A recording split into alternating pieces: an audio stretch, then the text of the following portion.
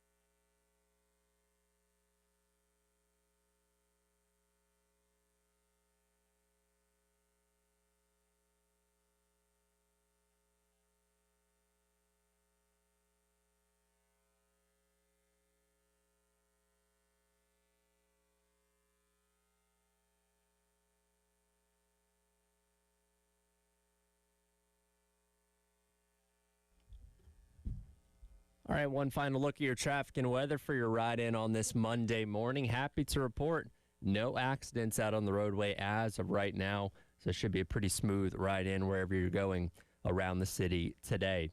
High of 91 today with plenty of sunshine. Tomorrow, a chance for a thunderstorm later in the afternoon with a high of 87. It is currently 75 in Columbia. That's traffic and weather here on the game.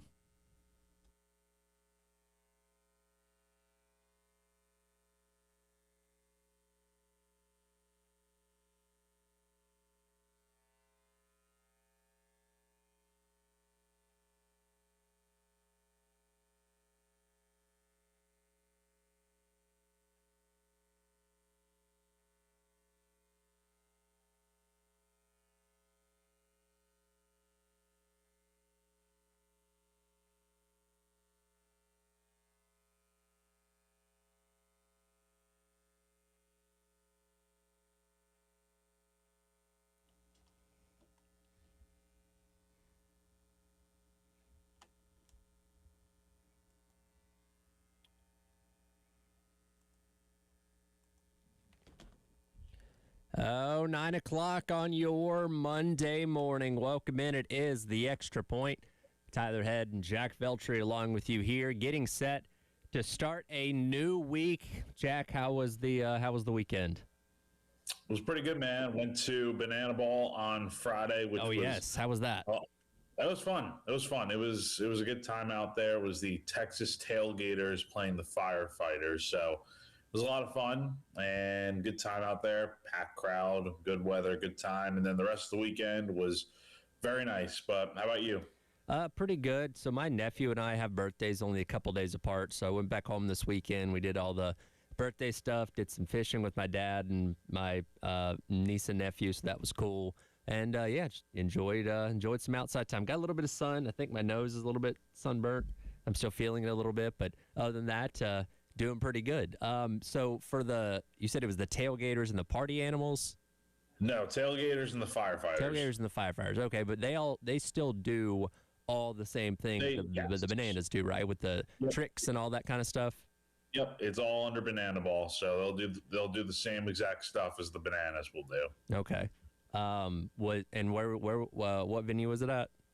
It was at Truist Field, which is where the Charlotte Knights play. Yeah, that's so right down the Okay. block from the Panthers. I guess I don't know. I guess if it's not the bananas, they wouldn't put it in like a football stadium because the brand of the bananas themselves, I think, attracts even more people. I agree. I think if it's the Bananas, they're going to put them in a bigger stadium. But I don't know. I think I've only seen the smaller teams that you don't hear about as much in these smaller venues, which does make sense because I don't think there's Yeah. as popular of a following as you have with the Bananas that have been around for 10 years now. Yeah. Well, I'm glad you had fun. That sounds, again, I got to get myself out to that at some point. It looks very entertaining. It's definitely entertaining, but good time for sure and good weekend in general. Yep. Very good. What we didn't get this weekend was any real update on the coaching search. Of course, this time last week, I don't want to say we were guaranteeing, but we thought there was a good chance we would have an answer by the end of last week, considering the fact that Coastal Carolina season had come to an end last Sunday in Tallahassee, and Schnall, we knew, was a high-end candidate for the job. Gets to the end of the week. Of course, we learned in the middle of the week from David Cloninger, the Post and Courier, that there are multiple candidates still in the running here. Who those candidates are, we don't know specifically. Got a pretty good idea of some guys that are going to be coaching in Omaha coming up later on this week, and we'll get to what happened in the Supers coming up in the next segment here. But, we drag on to another week here, and we've really heard nothing out of Schnall's camp. I mean, we had Kevin Miller go on one of the news stations. Excuse me, Kevin Miller. I keep saying Kevin Miller when I mean to say Chance Miller. Shout out to Kevin Miller if you're listening. I'm talking about Chance Miller, the athletic director at Coastal Carolina. He went on a news station the other day and said basically, hey, I'm planning on Schnall to be here. We're planning on next year and all that kind of stuff, which is what any athletic director would say. But we haven't gotten a definitive, yes, absolutely, he's 100% coming back to Coastal, which continues to leave the door open that he could still come to South Carolina. No, it's definitely possible. I think we kind of have a better idea of where things stand now. And even though there wasn't like a solidified update since really, Thursday felt like the last time there was a real concrete update because that was when South Carolina and Schnall met in person. But over the weekend, yeah, like you said, Tyler, or alluded to, really didn't get much of any update. The only thing we do know now is that Schnall still out of the postseason field here, still business as usual at Coastal. And then meanwhile, you've got 3 potential coaching candidates that are going to be heading to the College World Series. So that kind of delays things here. I think if South Carolina doesn't really want to wait anymore, then I think Schnall's the obvious route if he's still interested, because he may want this job, but he may not want to wait forever because it's been over a week now since Coastal season has ended. They've already gone through exit meetings. South Carolina's already met. If you're Schnall, you're probably thinking, okay, what's really the holdup here? Yeah. You now know your other candidates are heading to Omaha. So if South Carolina's willing to wait, then I think they are going to try and really pursue some of those coaches that are in Omaha. It's a little bit of a risk because you could easily see some of those guys getting retained, like Steve Saban's at West Virginia. I think West Virginia is going to do everything in their power to keep him there for as long as they can.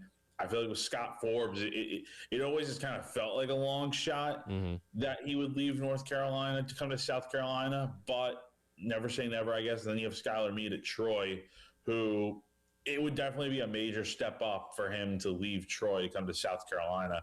But then, where does Schnall fit into the picture there, and how much longer is he willing to wait? So there's a few different things to think about here, but the picture becomes a bit more clear on there's really 2 directions South Carolina goes here. It's either you make a move on Schnall here soon, or you're really just waiting it out on these coaches that are still having their seasons ongoing in Omaha. Well, and I think it's pretty interesting because, kind of put yourself in Kevin Schnall's shoes where, again, if you really, really want this job, you're a very qualified candidate and the door's wide open for you to take it, but it seems like Donati wants to vet this process out as much as he can, though that is looking like it's going to be at least another week, if not longer, depending on how far some of those teams make it in Omaha next week before a concrete hire is made. So if you're Schnall, are you viewing that as, okay, South Carolina just wants to make sure they interview as many candidates as possible, or are you viewing that as, hey, they don't think I'm the best option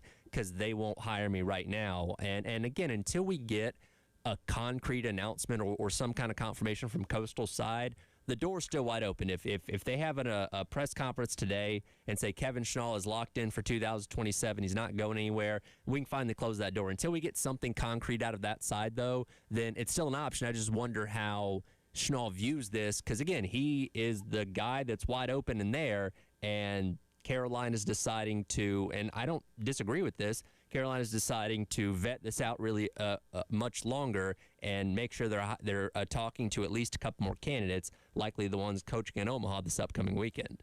Yeah, I know there are fans that are concerned and kind of growing restless over the fact that Carolina is still not named a coach. And I've seen some comments from some folks about, the transfer portal is now open for a week and you don't want South Carolina to fall behind. I get that. But at the same time, think about it this way: whenever you hire the new coach, doesn't matter when it is. It could be next Friday. For all I care, it could be June 20th, whatever the date is. Yeah, you're going to get that coach that comes here is going to bring a lot of players with him. Most likely, you're going to get recruits. You're going to be able to fill out your roster. And honestly, I think 2027 is just a transition year. Really, like whatever happens in the portals, whatever happens, the focus really, in my opinion, should be on just the future ahead. Like whatever happens this upcoming season, I think is whatever. Just because, look, I think it's more important to get the right coach rather than rush this thing. And if that means waiting for things to end out in Omaha, I think so be it. I think Donati knows what he's doing here. And, I think he's not going to rush the process just because some fans out there want this thing to be over soon. I think everyone wants this hiring process to just happen already. I think everyone wants the new coach to be here so that way things can move forward. But look, if South Carolina thought Schnall was the right coach for the job, they would have hired him a few days ago, right? Yeah. They probably would have given him the job after Thursday, after meeting with him, and that would be it, right?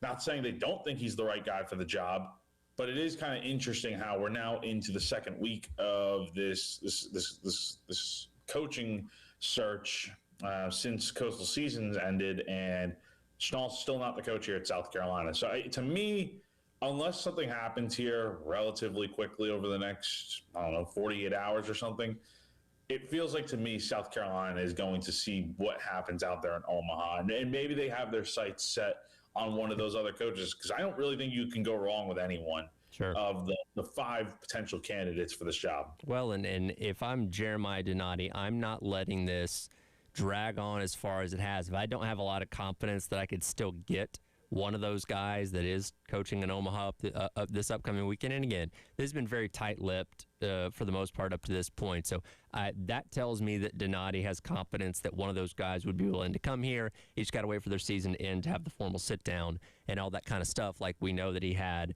with Kevin Schnall a week ago. I think this also highlights how ridiculous it is, again, for another sport in college, that the transfer portal is open while the season's still going on. Yes, it's fewer teams being played right now, and we're whittling it down. We'll get into supers coming up in a minute to the final handful, but this college baseball season can possibly go until not this upcoming Monday, but the following Monday out in Omaha. So you still got almost 2 more weeks of baseball being played, and the portal will have been open for 3 weeks at that point in time. Why you don't wait until everything's done the day after like they do in college basketball, I don't know. It is what it is. But you're right. There is a level of concern that I've seen between message boards and Twitter and stuff like that over the past couple days of people. And look, it's the Gamecock PTSD, right? This fan base has been through a lot of botched coaching hires to where, hey, it looked like you're going to get, options A or B, and you end up with option, like Z or something like that. So I understand where people are coming from. Have to remind them, a lot of that was Ray Tanner situations that were handled a certain way. I think we have to put faith that Donati is going to do it differently and hopefully do it better. And again, you report on it, J.C. Shurburtt, Jamie Bradford, until you guys start saying things are going sideways, I'm going to have confidence this is all going to work out with whoever the coach is. Is it going to be Schnall? Is it going to be Sabins? Is it going to be Skylar Meade? I don't know. But until I have reason for concern, I'm not going to be, if that makes sense. No, and I think a lot of the fan base is not – I think a lot of them are not hitting the panic button right now. Is there a frustration that they haven't hired a coach yet? Yeah, but I think a lot of folks understand the process takes time.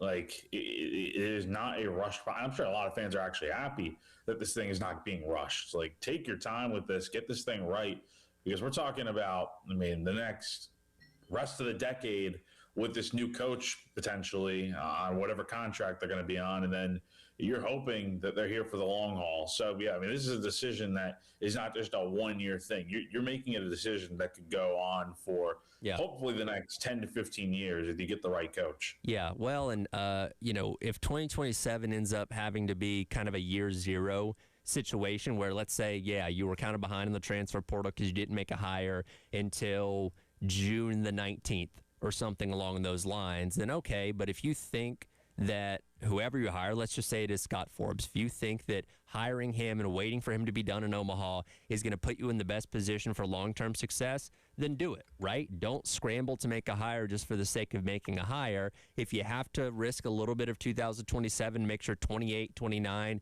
and beyond are really good, then do it. And I feel like that's the way that Donati is viewing this, that yes, you can make the Schnall hire right now. You could have made the Schnall hire a week ago. Fan base would have been very happy and excited about it, sure. But if you think there are other options out there that you want to at least gauge their interest from a interview standpoint, then do it, right? And look, I think we can all live with 27 being a little bit bumpy if we think the years past that are going to be a lot better. Yeah. So, I mean, this is a decision that it's so important. And look, the calendar does not help at all, especially with, you mentioned a second ago, the transfer portal being open for over a week now.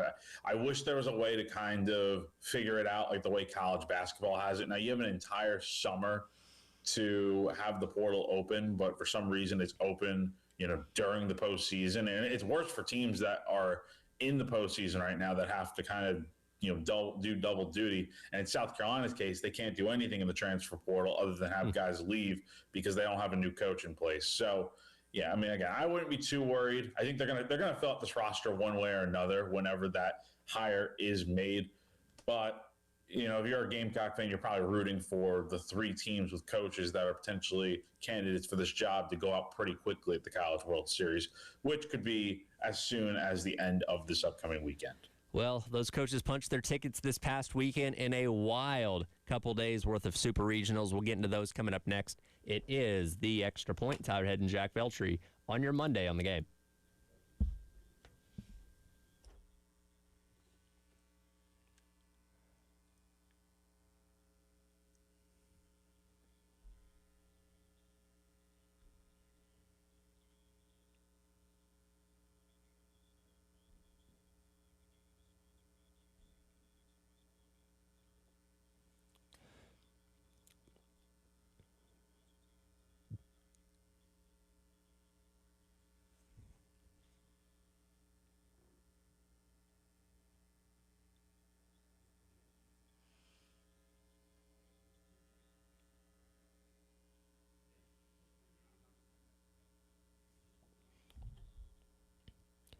Tyler Head here for our friends over at Twin Peaks. If you want to witness the world's biggest soccer tournament in person, look no further than Twin Peaks. The Twin Peaks Go for Gold giveaway presented by Michelob Ultra and Casamigos is now open, and you can be one of 5 grand prize winners who get the VIP treatment. Entering as easy as visiting TwinPeaksSoccer.com, filling out the form, and selecting your host city. Then, boom, you're in the running. Oh, and this is about more than just the game. We're talking the full package, including your hotel and travel stipend for a once-in-a-lifetime soccer experience. Plus, stack your chances by winning by visiting the lodge and scanning the unique code on your receipt every day to earn bonus entries. The sooner you enter, the more entries you can get. For your chance to win unmatched views of the match, visit TwinPeaksSoccer.com to enter. Entries close on June the 14th, so do not wait. Twin Peaks eats, drinks, scenic views.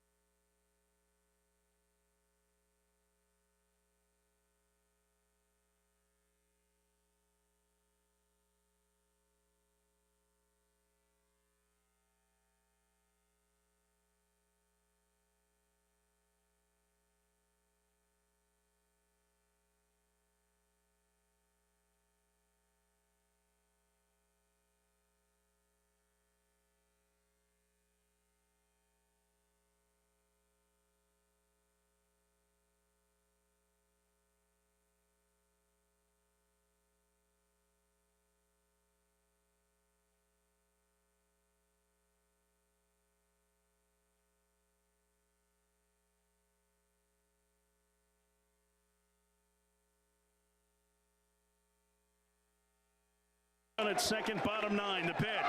Hall swings and drives one deep to center field. Takeuchi going back, and he can't get there. North Carolina is going back to Omaha.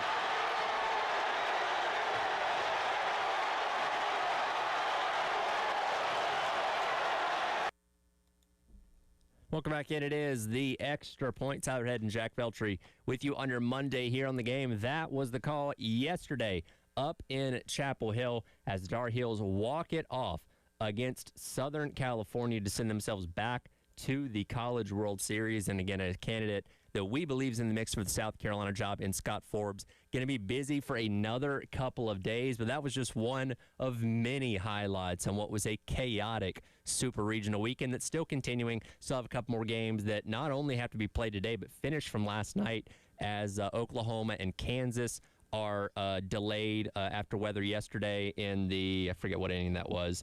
And then Alabama and St. John's also have to finish up their games. And if Kansas and St. John's win, there will be a second game in both those series later on today to determine who's going to go to Omaha.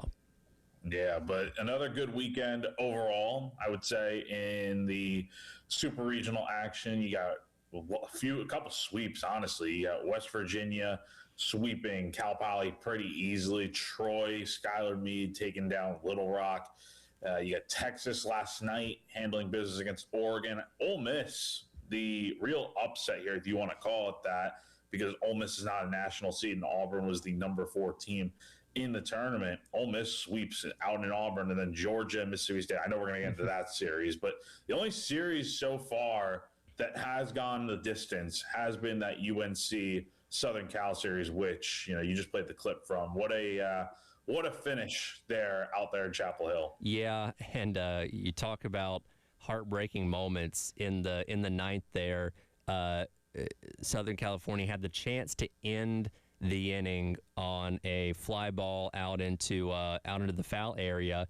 Ball gets dropped, and then because there's 2 outs there, and then tied up at 3, would have sent the game into extras. And then you had the long fly ball out to the wall and look, it was a long way to run. The center fielder misses it. It bounces up to the wall, and that's what scored the winning run for North Carolina. And you could see the heartbreak on the Trojan players because, again, you come that close. It's kind of like what happened, 2018 with Arkansas and Oregon State in the College World Series, with the drop fly ball there.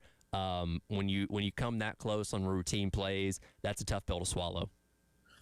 I'll say, yeah, that was my first thought on that foul ball there, but it was also unlike that play out there in Omaha because there was a ton of foul ground. Yeah, it was a trickier play. The wall was coming in fast. It's also brick, so I mean, if you run into that, it's gonna really sting. Yeah, and it was a much tougher catch, I would say, right? So yeah. I mean, a third baseman on that play kind of had to go over the shoulder for that play. So that was a tough one to try and make. And also, the game was tied at that point. Yeah. And Arkansas, if Arkansas makes that catch out there in Omaha, they win the game and they win the College World Series. So circumstances are a little bit different. On the walk-off, though, I think, the center fielder, there were a lot of problems with that. Number one, I think the route taken to the ball was a bit of a rough one there. I think that ball should have been caught. Number two, I mean, you're sliding feet first. The odds of catching that ball sliding feet first are like 0, which obviously he didn't come anywhere close to making that catch. I think you got to lay out there, and I know you got the wall right there, but, dude, your season is on the line. You got to give everything you can there to make that catch. And I think diving head first gives you such a better chance, even if you do crash into the wall. So it is, it's unfortunate that Southern Cal season kind of came to an end that way. They had the lead going into the 9th inning there and ended up blowing it. But, this North Carolina team is really, really good. But let's give Southern Cal some credit. They had a really good season as well. Yeah, I'll also give a lot of credit and for game number 2 because, Southern Cal ends up winning game number 1. And then Jason DeCaro for UNC goes 9 full innings in game number 2, only giving up 2 hits and no earned runs, which helped UNC even the series. And, of course, winning it in game number 3. Phenomenal performance by him. Again, pitching is so critical when you get into these super regionals, and that obviously saved a ton of arms for Sunday for UNC. Yeah, no, and they also got another great pitching performance on Sunday there from Caden Glauber, who's a freshman from Fort Mill, played at Catawba Ridge with Jake McCoy, ironically enough. So he had a tremendous performance yesterday. 7 1/3 innings, 3 runs. A freshman doing that to keep UNC in that game yesterday. So UNC's pitching, they've got some guys on that pitching staff to make a deep run in Omaha, which I know Gamecock fans probably don't want to hear with Scott Forbes being out there. But yeah, the Tar Heels are going to be a tough out, man. The Georgia series with Mississippi State was probably one of the more wild baseball series you'll ever see, regular season, postseason, whatever. 21 total home runs. The motto at Foley Field is feed the trees, and both teams were doing that throughout the entire weekend. Mississippi State got out to a 7-0 lead early in game number 1 on Saturday. Georgia comes back. They trade the lead back and forth. Georgia gets out to a big lead yesterday. Mississippi State comes storming back. Georgia forces it in. It gets forced into extra innings. Daniel Jackson hits the home run in the top of the 10th to seal it. Just a insane 19 innings of baseball. Oh man, both games were absolutely nuts. I really don't know where you start. I get game 1 was just, like you said, Tyler. That was nuts. The fact that Georgia came all the way back to win that game. And then it's kind of the opposite on Sunday, where Mississippi State's the one making the big comeback. They hit the 3 straight home runs, and then they get the go-ahead home run by Parker in the late innings. And ultimately, they fall just short. But, man, this Georgia team, that's the thing about Georgia. They have the best offense in the country. You can never really count them out. And it doesn't matter the pitching they're facing. Obviously, Mississippi State's pitching did not really hold up at all against this Georgia offense. But that's what makes them so dangerous, man. You can never count that team out just because of how good they are offensively. Yeah, it's going to be a lot of fun to watch when we get to Omaha later on this week. And, again, you still got 2 more series to wrap up later on today with, Oklahoma and Kansas, as they got weather delayed yesterday, so they got to wrap up their game today. Oklahoma currently has an 8-1 lead in that one, so Kansas has a lot of work to do for them.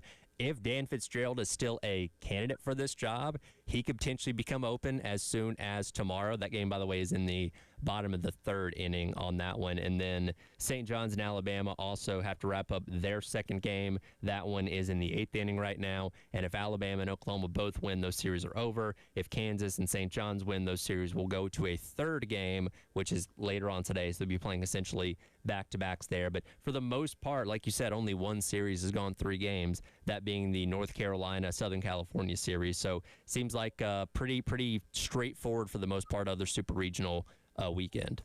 Yeah, I think that's a little surprising that I think Alabama and Oklahoma are both going to hold on in those games and sweep those series. But it is a little surprising that we've only gotten one series that has gone the length of the 3 games. But it's been an entertaining weekend here of college baseball, and I think it sets up really well for what should be a fun weekend and 2 weeks out there in Omaha. Yeah, things get rolling coming up on Friday. Of course, we'll get all the matchups and times once we know what happens with those other 2 series and what all 8 teams are going to be, and including how many SEC teams are going to get in. We had that in our future headlines for the weekend, and we'll learn later on today which one of us or both of us will ride on that with how many teams end up going to Omaha. One thing that stood out to me over the weekend, though, was a lot of traditions and cool things at specific venues in college baseball. We'll dive into that coming up next. And what does Carolina need to make it special again over at Founders Park? We'll discuss that on the other side. It is The Extra Point. Tyler Head and Jack Veltri along with you here on your Monday on the Game.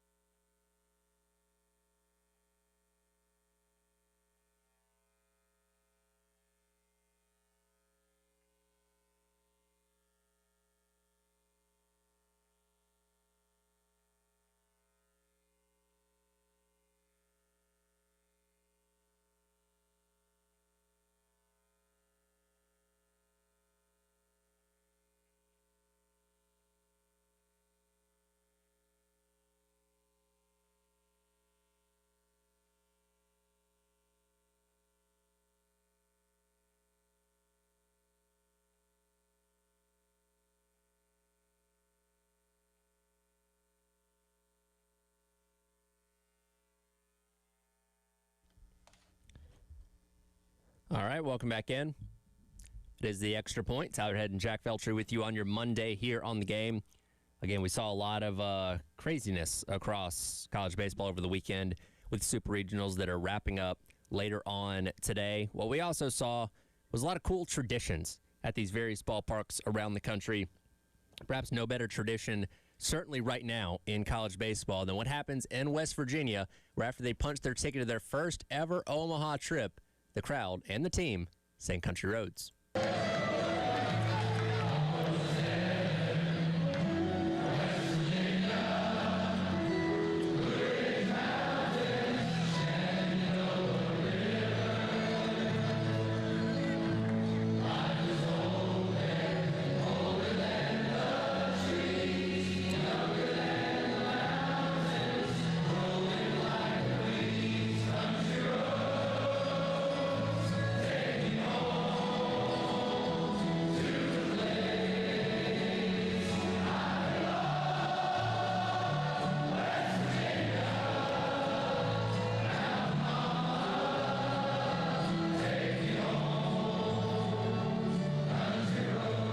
Jack, I can't tell you how many times I've watched the videos of this from over the weekend, even going back to last week when they won the regional as well.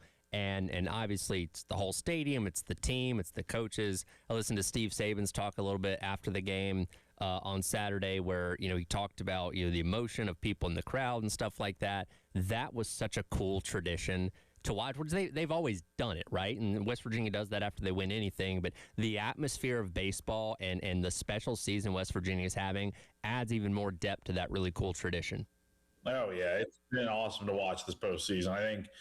I think Morgantown probably had the best atmosphere as a host this postseason, which is crazy because they were the last, top 16 seed to make the NCAA tournament to host. And so they've had the best atmosphere, I think, by far. They've gotten a lot of people in that ballpark, and even on that hill out there on the first base side with I think they call it now Randy's Ridge, which I think is pretty cool, naming it after Randy Mazey, longtime coach there, that is now retired at West Virginia. But the atmosphere out there has been awesome, man, and WVU is playing some good ball right now, so I think it all goes hand in hand. So you had that in Morgantown, again, which they do celebrating wins there, and you can tell how much it means to those people. And then at Georgia, you had Kudzu Hill, which that's existed for as long as I can remember. It was there when I was in school. It's going to be there for a very long time to come, but it has perhaps never been as rowdy as it was this weekend, where they packed as many people up there as they possibly could. Every home run, they're flinging beer and all that kind of stuff. Like, it was truly a fun, rowdy, like college atmosphere, which is what you want at your stadium. And again, they had plenty of reason to celebrate with all the home runs and certainly the victory and punch their ticket to Omaha for the first time since 2008. But yeah, Kudzu Hill and Country Roads, two of the better traditions in college baseball right now, on full display this weekend. No, Kudzu Hill is awesome. I remember being out in Athens back in March and then seeing that for the first time, and it's really cool. They had like a water slide out there for like game one of, which I know they had it out there this weekend, but like when South Carolina was there, they had a water slide out there. Props to those students, because it's the frat houses out there, right? Yep. So it's it's not cool that's not frat houses. That's just houses. Not frat houses. It's not frat houses. That's just houses that like students live in.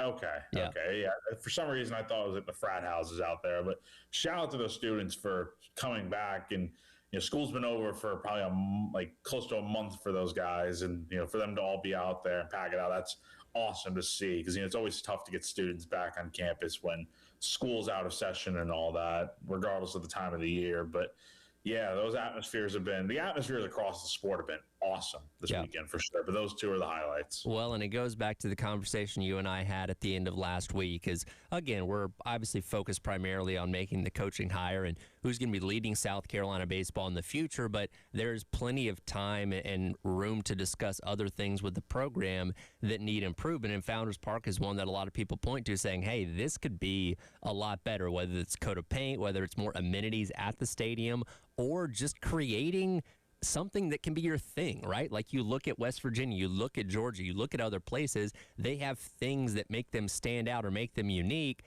what does South Carolina have? Like what at Founders Park is unique for South Carolina that when people come and visit, they're like, oh, I can't wait to see blank at Founders Park?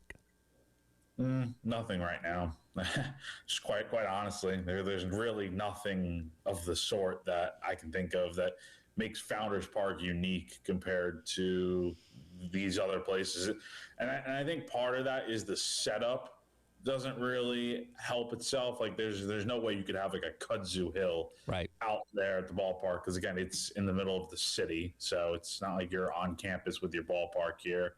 You can't do anything like Randy's Ridge out there in Morgantown, so you're kind of limited with your options there. I don't know what you do, honestly. I know back in the day, and I don't want to get this part wrong, so I'm sure some people on the text line can fill in the blanks here and help us out, but I think there was this thing like the third base hecklers or something back in the day. So I don't know. I think that's pretty basic, but I don't know what else you really do, because the ballpark, I don't really think, as much as it needs improvements and whatnot, I don't think it really lends itself towards being like these other smaller ballparks that just have these unique little quirks that fit in so well. Yeah, I know we talked about it last week where, maybe if you're doing something like moving the visitors' bullpen, you could have the opportunity to have people sitting down at field level, which is something unique and something cool.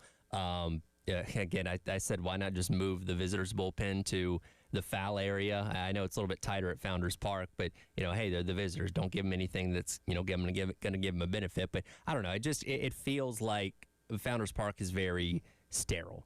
Right? When you see these other great traditions going on around college baseball, it makes you yearn like, man, I wish we could have something like that here that we can point to and say, hey, come to Founders Park and see this thing that Carolina baseball does. And look, winning speaks for itself, right? If you're winning, this isn't as big of a deal because people are packing it out anyway. The crowd, the atmosphere, and all that is good. But when you're having a down period like Carolina's having right now, the worst they've ever had in program history, then you notice like, man, it's lacking a lot for the game day experience out there.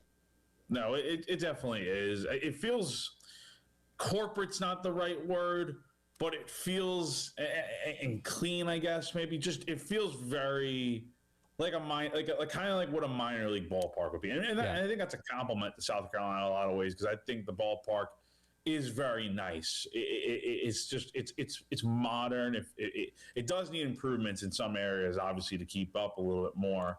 But I think sterile is also a good word to use here, Tyler. Like it just doesn't have like that.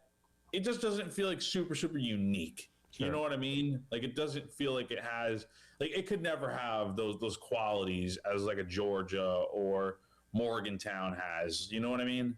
Yeah. And again, some of that is just by the design of where the park is and things around it and stuff like that. Again, I don't think when they built Foley Field, they intended for the houses on the hill behind the stadium to turn into a kudzu hill. It just kind of naturally happened. Same thing with Rocky Ridge and stuff like that. It's because of what presents itself around the stadium. And, well, Founders Park just kind of sits on its own in a open space, outside of campus. So, you couldn't specifically do those kind of things. But and I think we talked about this the other day, or I talked about it with Wes and Chris, that, like, open area down the third base line is there's not a whole lot going on down there. Can you turn that into something? Can you make, I don't know, like, because you have the stands out there in right or left field.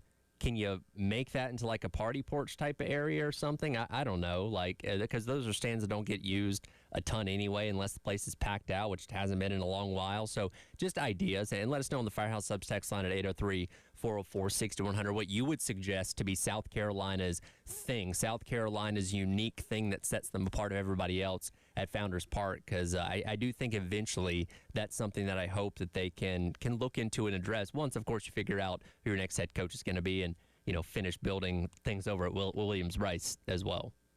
Yeah, absolutely. I think there's ways to make it unique, but they got to get creative. That's number one. And I'm sure, fan input definitely helps with that. With some of those thoughts on the Firehouse Subs text line at 803-404-6100 coming up next. We'll also take a quick look at Omaha for the teams that we know are going to be there coming up at the end of the week. It is the Extra Point. Tyler Head and Jack Felshry with you on your Monday here on The Game.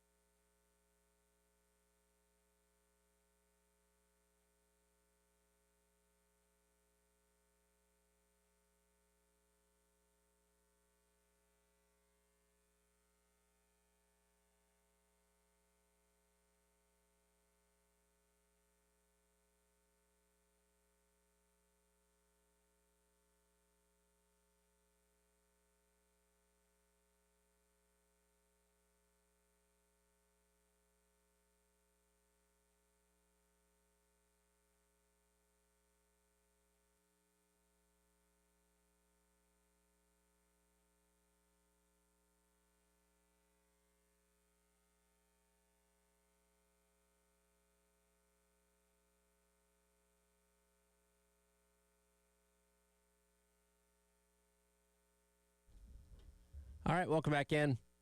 It is the Extra Point. Tyler Head and Jack Belcher wrapping up hour number 1 here on your Monday on the Game, trying to figure out what South Carolina baseball's thing can be over at Founders Park. And as we mentioned in the last segment, you are a little limited. And look, they're not going to build a new baseball stadium anytime soon. So Founders Park is going to continue to be the home of the Gamecocks probably for a very long time to come. It just needs, some upgrades, obviously.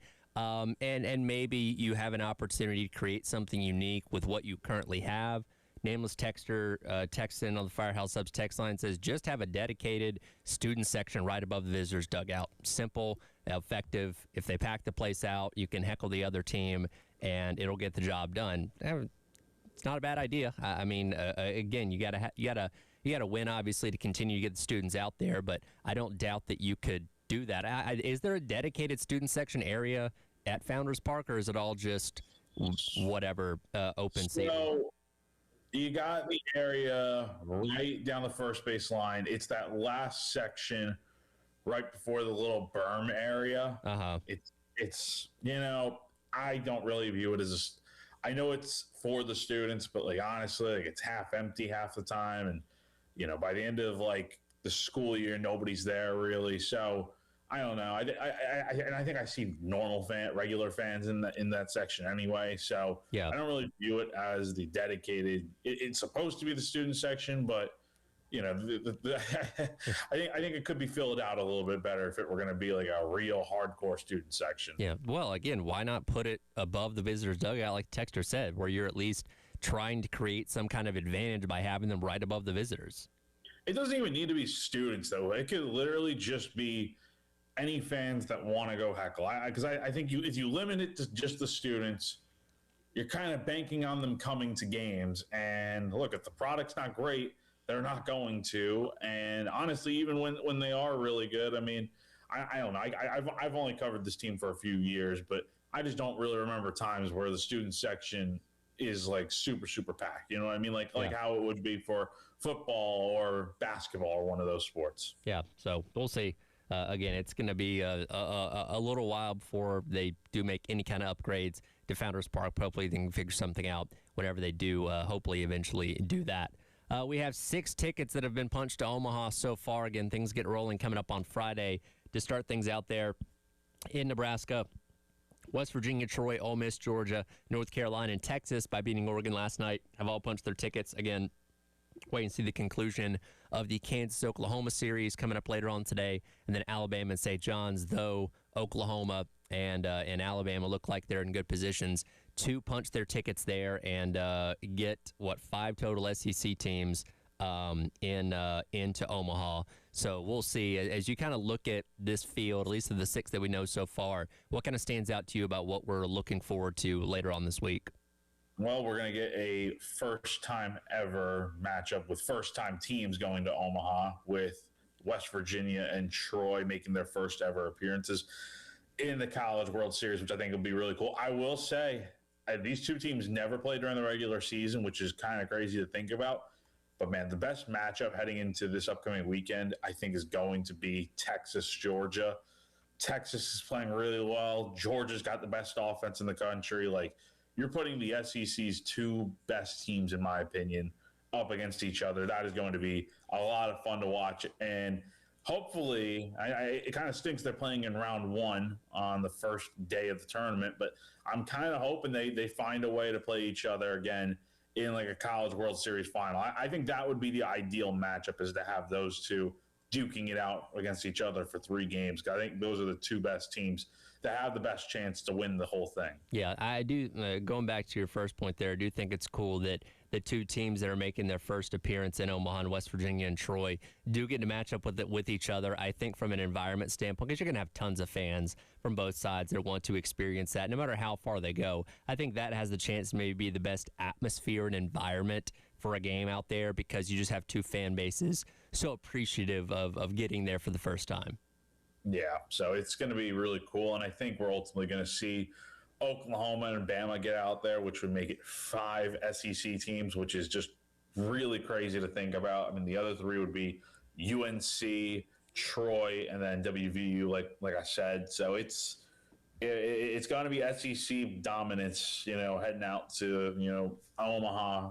Feels like once again. And, I think the SEC has a very good shot at once again getting the national champion out of that conference. I was going to say, the Big Ten, they can win the football championship, basketball, all that stuff, men's and women's basketball. Baseball, not yet. Not yet. I think the Big Ten is kind of accepting the fact that having the West Coast teams has definitely helped, like your UCLA's and Southern Cal's of the world. But I think the Big Ten kind of accepts that they're not one of the power conferences in college baseball. And I mean, look, they haven't had a team in Omaha in what feels like forever. So yeah, it's the Big Ten is definitely not the best when it comes to baseball. So SEC is still holding on to diamond sports. We just got to get the other ball sports back on track a little bit in terms of winning championships. We'll see if that happens. But yeah, no, the Big Ten's not coming for the diamond titles anytime soon, I don't think. No, I don't think so. So we'll see what happens. Again, that gets started later on this week. We'll find out. Again, the last two entries later on today, though, again, Oklahoma and Alabama look to be in really good spots to wrap those series up when they conclude their games that were suspended from play yesterday because of weather out there in Lawrence and out there in Tuscaloosa as well. We'll talk some football coming up next in hour number 2. We're 89 days away from kickoff. What's the number 89 going to mean? Well, it's going to mean we're going to dive into the wide receiver room a little bit, which we'll do coming up next. It is the Extra Point. Tyler Head and Jack Veltri on your Monday on the Game.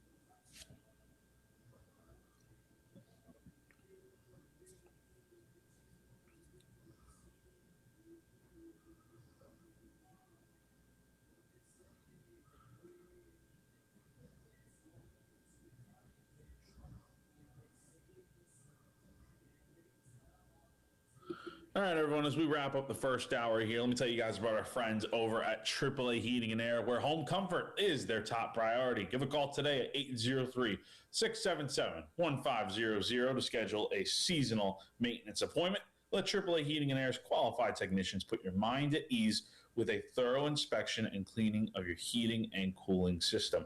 Join their popular AAA Comfort Club to take advantage of special extras such as flexible visits, added discounts, and priority scheduling. AAA Heating and Air also offers indoor air quality products that work with your HVAC system to improve your home's air quality. Cleaning the air eliminates common household odors, removes allergens, pollutants, and can even improve sleep and reduce the spread of some viruses. So go to callAAAtoday.com. Again, that is callAAAtoday.com for more info. Tell them Jack from 107.5 The Game sent you on over.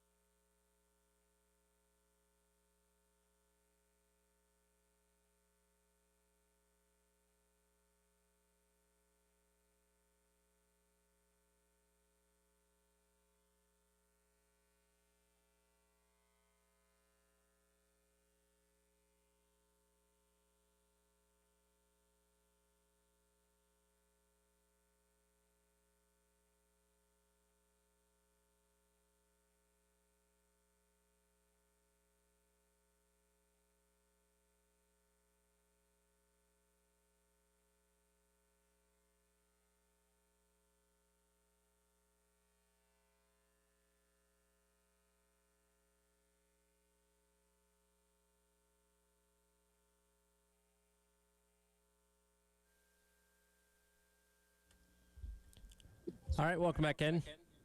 Hour number 2.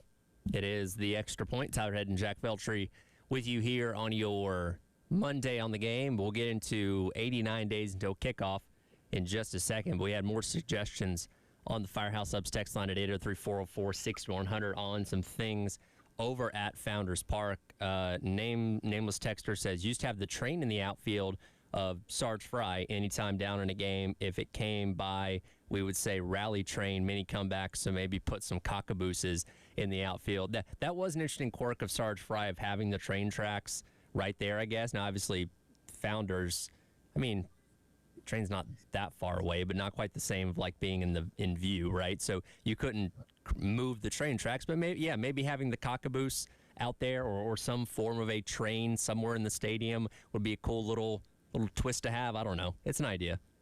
Yeah, it's an idea. So let's see. One more here from David. Number one upgrade Founders needs is sun sails, especially down the first base line, just to provide extra shade. I can say from going to some of the games when it's been really, really hot, unless you're sitting under the awning, right there behind home plate, you're cooking out there. So maybe more coverage for fans. Not a bad idea either. Yeah, that would definitely be nice to have. The only thing is, I doubt that could be retractable. So if you're talking about in February and March when it's freezing cold outside, you sit under that during a day game, you're going to be shivering. So there's a balance you got to have because it works during the hotter months, but sure, during the colder months it can it's not exactly great to have. So yeah, there's some good ideas, and again, we're I think a long way from things really changing at Founders Park because, again, you have the priority of what's going on at Willie B right now. But as we enter a new era of Gamecock baseball with whoever the next head baseball coach is going to be, I hope that's something that can eventually come down the line and just have a daunting atmosphere again, right? For a lot of our lives growing up, South Carolina baseball was a place people feared to come to, right? You saw South Carolina on your schedule, said, man, we got to go to Founders Park in the middle of April. That place is going to be nuts. The fans are going to be crazy. It's going to be hard to go in there and get a win. And now nobody's afraid of that, right? Like, people were posting pity screenshots of what Founders has become this season, saying, man, I can't believe how far South Carolina baseball has fallen. And again, winning will do a lot in terms of helping people get back out there and creating a rowdy environment. But having some twists and quirks to the stadium that can be your own unique thing, not a bad thing either if they could figure that out. Yeah, so we'll see. I mean, I think that is a little bit over ways away, but I think once everything kind of gets done with the football stadium here, and I think CLA also needs major upgrades as well. So, those two venues are probably next on the list when it comes to, okay, what other stadiums could use improvements? So we are 89 days away from South Carolina and Kent State starting the 2026 season. Again, 12:45 kick on September 5th. Speaking of hot games, that one's going to be very hot. So start hydrating now if you haven't already. The number 89 brings us to Brian Edwards, who played here at South Carolina for 4 seasons, his best of which coming in his final year back in 2019. 71 receptions, 816 yards, and 6 touchdowns. Well, most receptions in a year. He had more yards and more touchdowns the prior season, but still pretty comparable for those 2 years. And that 71 receptions in a year is best for 5th all-time in a single season for South Carolina. And that kind of begged the question for me because I was looking at the stats from last year, and you didn't have a single wide receiver that had more than 32 catches. That was Vendrevius Jacobs last year with 32. Behind him was Nick Harbor at 30, and then Jaden Sellers was at 21. So it took 3 total guys to combine for the number of receptions that Brian Edwards had in his final year here at South Carolina. And this is a very regenerated wide receiver room. A lot of new faces coming in. Obviously, a lot of guys returning from last year as well. And I guess the question is, how many guys will it take this year to reach 71 receptions? Because, again, it took 3 years ago. Yeah, that's the thing. And I think there's a little bit of a give and take in that. I think to have more options in the receiver room, look, there's only one football and there's only so many passes to go around, to where, I think it's a little bit tougher to have a guy that has 70+ receptions in a season. Now, can there be a one clear guy this year? Well, for the record, I don't think that's going to happen. I don't think one guy is going to have 70-ish receptions. No, I think that's fair. Can there be one guy that stands out above the rest? Yeah, I would say that's potentially possible with like a Nick Harbor. What can he do in his senior season here now that he's had 3 years under his belt? For reference, 3 years ago, Xavier Legette had 71 receptions in what was his breakout senior season. So can you see a similar thing for a Nick Harbor? Potentially. We'll see how Kendall Briles in this offense utilize him, but ultimately, again, there's only one ball. There's a lot of options in this receiver room, and guys are going to be fighting for catches and reps. So I think the better question is, how many receivers could you get to, like, I don't know, like 40 to 50 catches? I think that is a little bit more ideal. And then maybe have like one guy get a little bit, stand out a little bit above the rest, maybe at like 60. I don't know. I'm just spitballing numbers here, but yeah. I think I don't think it's going to be one guy gets to, that type of number like a Bryan Edwards or Xavier Legette had. Yeah, well, and that's why I asked the question of how many guys is it going to take to get to a number like 71. And look, I think we're all hoping and I don't want to say expecting, hoping and wishing that Harbor does take another big step forward this year, as he is really kind of coming to his own, it felt like, last year. Now, the offense itself wasn't great, so that didn't help him out a lot. But when you look at his numbers from a year ago, 30 receptions, 618 yards, and 6 touchdowns, I mean, if he catches, I don't know, 45 balls for like 850 and 8 touchdowns, that would be a significant step forward. I know we all would love to see him go for 1,000 yards and 12 touchdowns or something along those lines, but I think the ball, when I kind of look at this wide receiver room, again, Jaden Sellers is coming back for another year after he really kind of took the reins last year and surprised a lot of people. You obviously lose Vendrevious Jacobs, but you bring in a guy like Nitro Tuggle that kind of plays that similar type of wide receiver spot. Don't forget about Jaden Gibson coming over from Oklahoma that has a lot of high upside potential. I just think there's going to be a lot of options in this wide receiver room. I don't think anybody specifically just dominates and grabs all the balls. Again, I think Harbor can be the leader in that room, but I wouldn't put him in the realm of what Bryan Edwards did. But I do think like maybe 2 guys, probably, like if he gets 40 to 45 catches, and then a guy like Sellers is in the neighborhood of 20 to 25 himself, that'd get you to 45. That'd get you to 70, 71.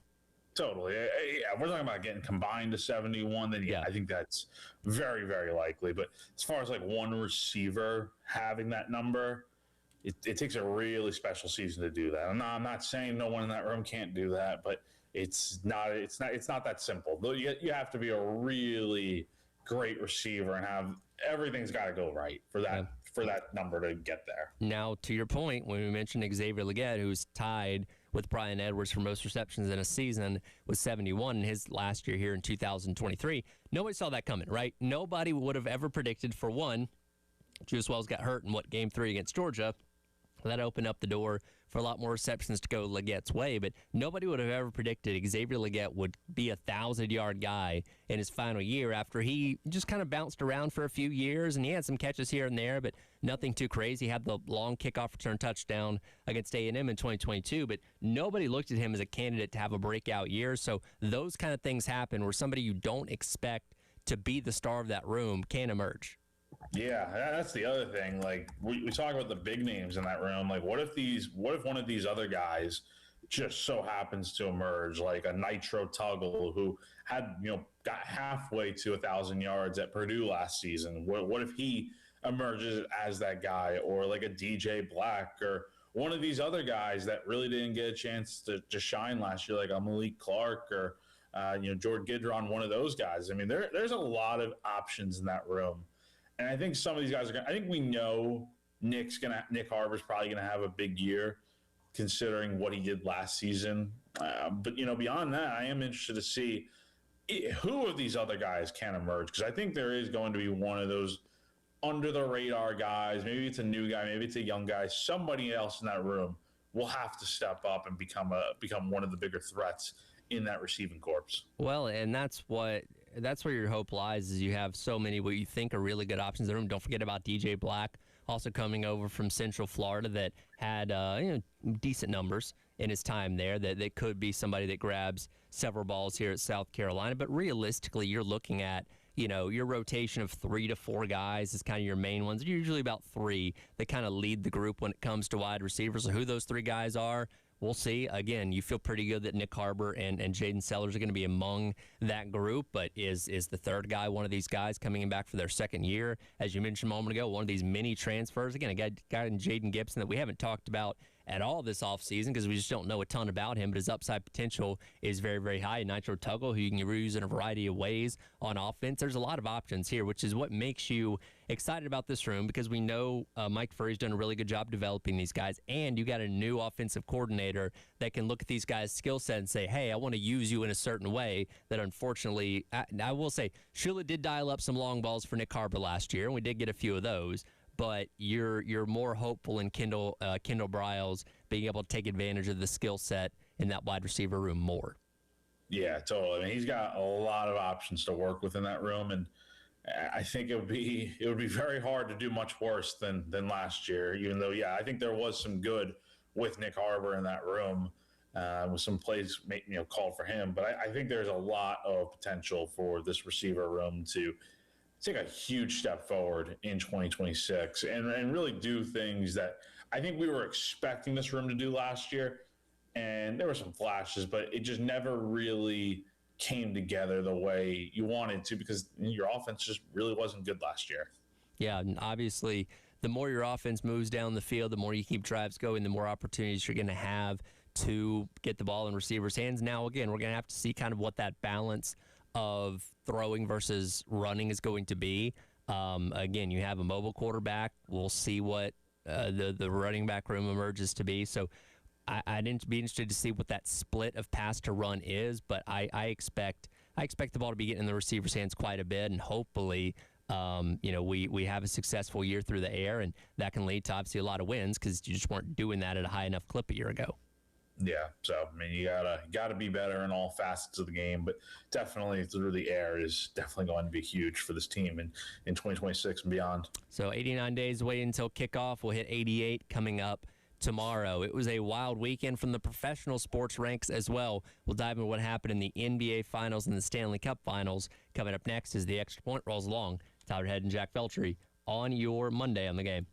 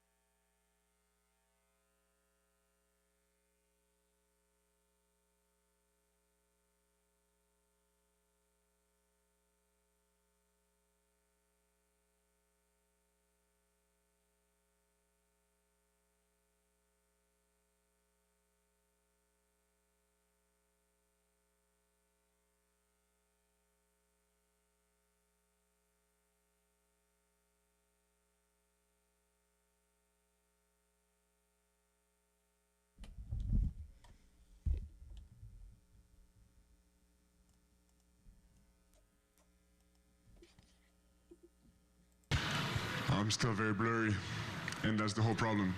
I need to have more poise, more control over the game. I'm not going to go through the whole positions, but that's the general image.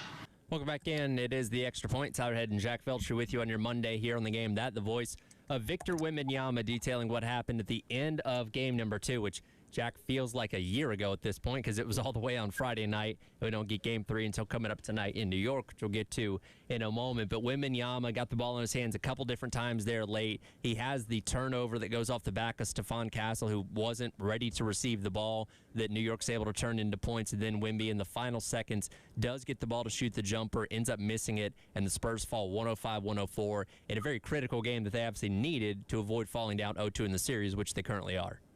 Yeah, I mean, that shot was, the setup there was perfect. Mid-range jumper. Wemby's got the height, so he's a little bit open on that play to hit that shot. But yeah, I was watching that play, and I'm like, he's gonna hit this. It's tailor-made for him to be the hero here, and he misses that shot. And what a tough ending for the night for the Spurs, because they got themselves back in that game with a 14-0 run to cut into the deficit and make the Knicks sweat a little bit. But credit to the Knicks for holding on and get. I think a little bit of it does take some luck, like missing a shot right there from Wemby. You expect him to make that shot, but the fact that he missed that, and that was the result that let the Knicks hold on and go up 2-0 in the series and heading back to New York. Yeah, that's really impressive. So the Knicks definitely had already gotten the job done with that game 1 performance, but to steal 2 out in San Antonio, I mean, if you're a Knicks fan, you got to be feeling great right now just because you have a 2-0 lead and you're back on your home floor for 2 games coming up here tonight. By the way, that was the first single-digit win, and of course the Knicks have been on this winning streak going all the way back to the end of the first round against the Hawks. That's the first single-digit win they've had since Game 2 against the 76ers in the conference semifinals. So they haven't played a lot of close games, and you wondered, not having as much experience with that in this postseason so far, how would they fare? But you're right. They were able to hang on and get that win there. And if you're the Spurs, by the way, they just flashed a graphic up on ESPN that was pretty startling. Do you know Victor Wembanyama is 1 of 9 on go-ahead field goals in the last 5 seconds in the fourth quarter overtime? So, again, he's looking like one of the faces of this next generation of the NBA, but it seems like when he's faced with these critical shots to make in the waning seconds of games like this, he's not able to come down with it, and that is alarming and something that he certainly needs to correct. And I also did hear him mention after that game that perhaps the emotions for him were way too high after winning Game 7 out in OKC to clinch the Western Conference Finals and go to the NBA Finals. And I think, look, part of it is Wemby he wants to win so bad. He's also very young. He's only 22 years old. Like, this is his first deep postseason run with the Spurs. So I think a lot of this postseason is going to be learning and getting to experience it. I think he'll be better moving forward. But, yeah, handling the type of pressure in those moments is something that he's going to have to learn about. And, also, again, like he said after that game of, the emotions were way too high after winning Game 7 against OKC.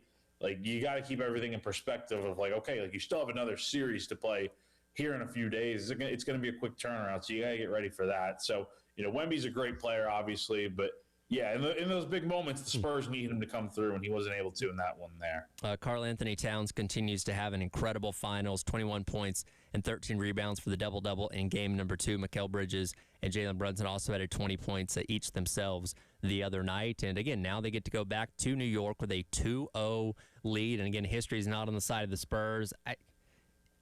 Asking for a sweep is asking for a lot. I don't think that'll happen, but I would be very shocked if the Spurs came back from this deficit with the series now heading back to New York. Crazier things have happened, but yeah, you're right. I think the Knicks are in about as good of a position as you would want, and I really can't believe it's taken until today for Game 3 to happen. I'm really surprised the NBA did not take advantage of, for having so many Sunday night games during the regular season. I'm kind of surprised that Game 3 wasn't last night. Feels like a mistake that it's going to be tonight at the Garden, but still, the atmosphere there, even though the tickets are insanely expensive, I'm assuming the atmosphere there is going to be pretty hostile. It should be a good crowd out there, even with those high ticket prices. But yeah, I mean, the Knicks are in about as good of a position as you want. I think for San Antonio, the thing you need to do here, you'd like to get this series back even at 2 games apiece. But I think that's a little tough to expect given you're on the road. The Knicks did it, so it's not impossible. I think at worst, you want to take a game in these next 2. Get this series back to San Antonio for Game 5. You would hypothetically be down 3-1, which we've seen teams come back from 3-1 before.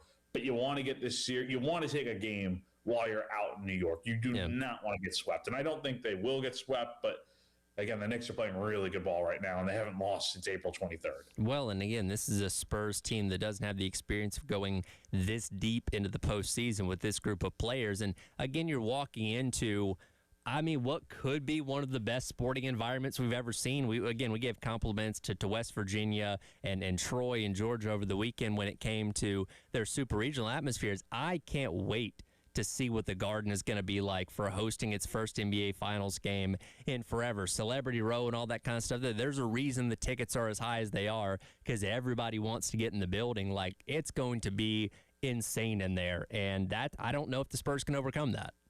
No, it's going to be nuts for sure. I mean, I think it's going to. I would hope it's a good crowd out there. I know you kind of price out the average fans that go to games during the year, maybe, because it's such an expensive ticket for sure. We're talking like, for some people, it can be a couple months worth of rent in New York City. Like, it's crazy how expensive those tickets are. Nevertheless, it's going to be sold out. It's going to be packed. It should be a good atmosphere like it has all postseason long. And that may be a benefit to the Knicks. Again, there's a reason why they are playing as well as they are right now and have not lost in a month and a half. Like, they may not lose again the rest of this postseason. That's just how well things have been going for them right now. Oh, look, like I said, asking for a sweep in any 7-game series is a lot, because law of averages tell you the other team's gonna pop one off at some point, especially in the NBA Finals with how good the Spurs are. But if you told me that the Knicks finish this out in the next 2 games and they're being crowned champions by Wednesday in New York, I would not be surprised by it at all because of how good they've been. Again, they've only played a couple of games into the single digits. They lost to the Hawks in games 2 and 3, and then have been on the run ever since, in 2 and 3 in the first round, and been on the run ever since. Like, they're firing on all cylinders. And again, I think the atmosphere in the crowd tonight's going to help them out a lot, and for Wednesday too, for game number 4, where they could be playing to clinch this thing. Yeah, I think it's just the question is, how do the Spurs respond, right? I mean, they've obviously done a lot of good things to get to this point, but the pressure's on them now, right? I think the Knicks can kind of go out here and play pretty loose, even though I think there's a little bit of pressure that comes with the winning streak that the Knicks are on, and also trying to win a championship for the first time in like 50-plus years. So there's pressure from that standpoint. Mm-hmm. But the Knicks are playing really well right now. And look, they're not the ones that are down 2-0 in this series. So the Spurs backs up against the wall. How are they going to respond in what should be a really tough atmosphere? Like, I think the Spurs are going to get the job done in one of these 2 games. But the question is, will they be down 2-1 heading into Wednesday, or will they be down 3-0? Game 3 tonight, 8:30 on ABC. Again, what should be a crazy atmosphere up there in MSG. We'll talk some hockey on the other side and some breaking news in college football as well. I'll tell you about that coming up next. It is The Extra Point. Tyler Head and Jack Feltry on your Monday on the Game.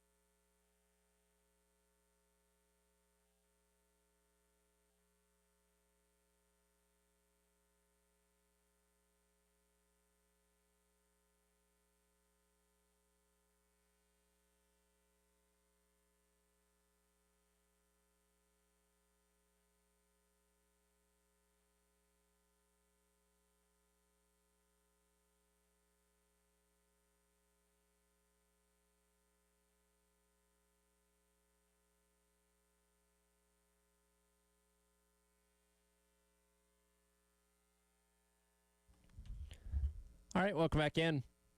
Extra Point. Tyler Head, Jack Felcher with you on your Monday here on the game. We'll get into the other championship series in hockey, what happened in the Stanley Cup Finals the other day, and another wild game there in just a moment. But first, we have some breaking news from the college football world. Though, Jack, this might be some of the least surprising news we've gotten in a while, as the judge out in Lubbock County, Texas, has granted Texas Tech quarterback Brendan Sorsby a preliminary injunction that will allow him to play the 2026 season amidst all the trouble he was in for the NCAA when it came to the gambling stuff. Of course, the NCAA, even over this weekend, once again denied his appeal for eligibility from their standpoint, but this preliminary injunction basically kicks the can down the road long enough to allow him to play this upcoming season, though he will miss the first 2 games of the year. And how convenient the first 2 games are going to be against Abilene Christian and at Oregon State, like games that Texas Tech should have no problem winning with or without him. But yeah, that's just, it's kind of pathetic, to be honest. I mean, what is the point in having all these rules and then he gets cleared to play? Again, it's a preliminary injunction, so the NCAA, I would fully anticipate, is going to appeal and take this thing to a higher court. And I still feel like the NCAA has a pretty clear case for Sorsby to be ineligible for the season. Like you broke the rules, right? Clear as day, broke the rules for years with his gambling addiction. And if he's allowed to play the entire season here, that to me just screams that we have a big problem on our hands. Well, like I said, this isn't very shocking because the NCAA loses in court every time they get there, for one reason or the other. But like in terms of what the actual case is here, with what Sorsby did wrong, with what he admitted to doing wrong, this is a very egregious breaking of the NCAA rules and their very black and white policy when it came to gambling, especially on the sport you played and the teams that you played on, which we know he did and admitted to doing back when he was at Indiana. And look, his team didn't go into this trying to win the case necessarily. This is all they were looking for. They just needed this judge in Lubbock County, Texas, to say, all right, I'm going to give you an injunction that's going to give you enough leeway to be able to play the season. Remember, his deadline of deciding if he was going to stick around college football or go to the NFL supplemental draft was upcoming, because I think the supplemental draft would be on June the 22nd. So they needed a ruling soon. I think it was last week when this was in court. So it took a few days, but eventually they got exactly what they wanted. And it just further shows to weaken the NCAA, right? Because I feel like their rules on this are very black and white, and they still weren't able to enforce that enough to keep Sorsby off the field. And his team's defense of he was so addicted to gambling, he couldn't control himself, worked well enough, I guess. It's crazy. It's crazy. And of course, it's a court out in Lubbock that approves him to, be able to play this season. It's just crazy. It's crazy that he's going to be able to play. But are we really surprised, right? So I think, I do fully expect the NCAA to appeal this and see what happens. But it's just, it's just crazy. It's crazy. And of course, the NCAA now cannot bar Sorsby from practicing, playing, or any other participation with Texas Tech for the 2026 football season until something else comes of this. But it's not surprising to say the least.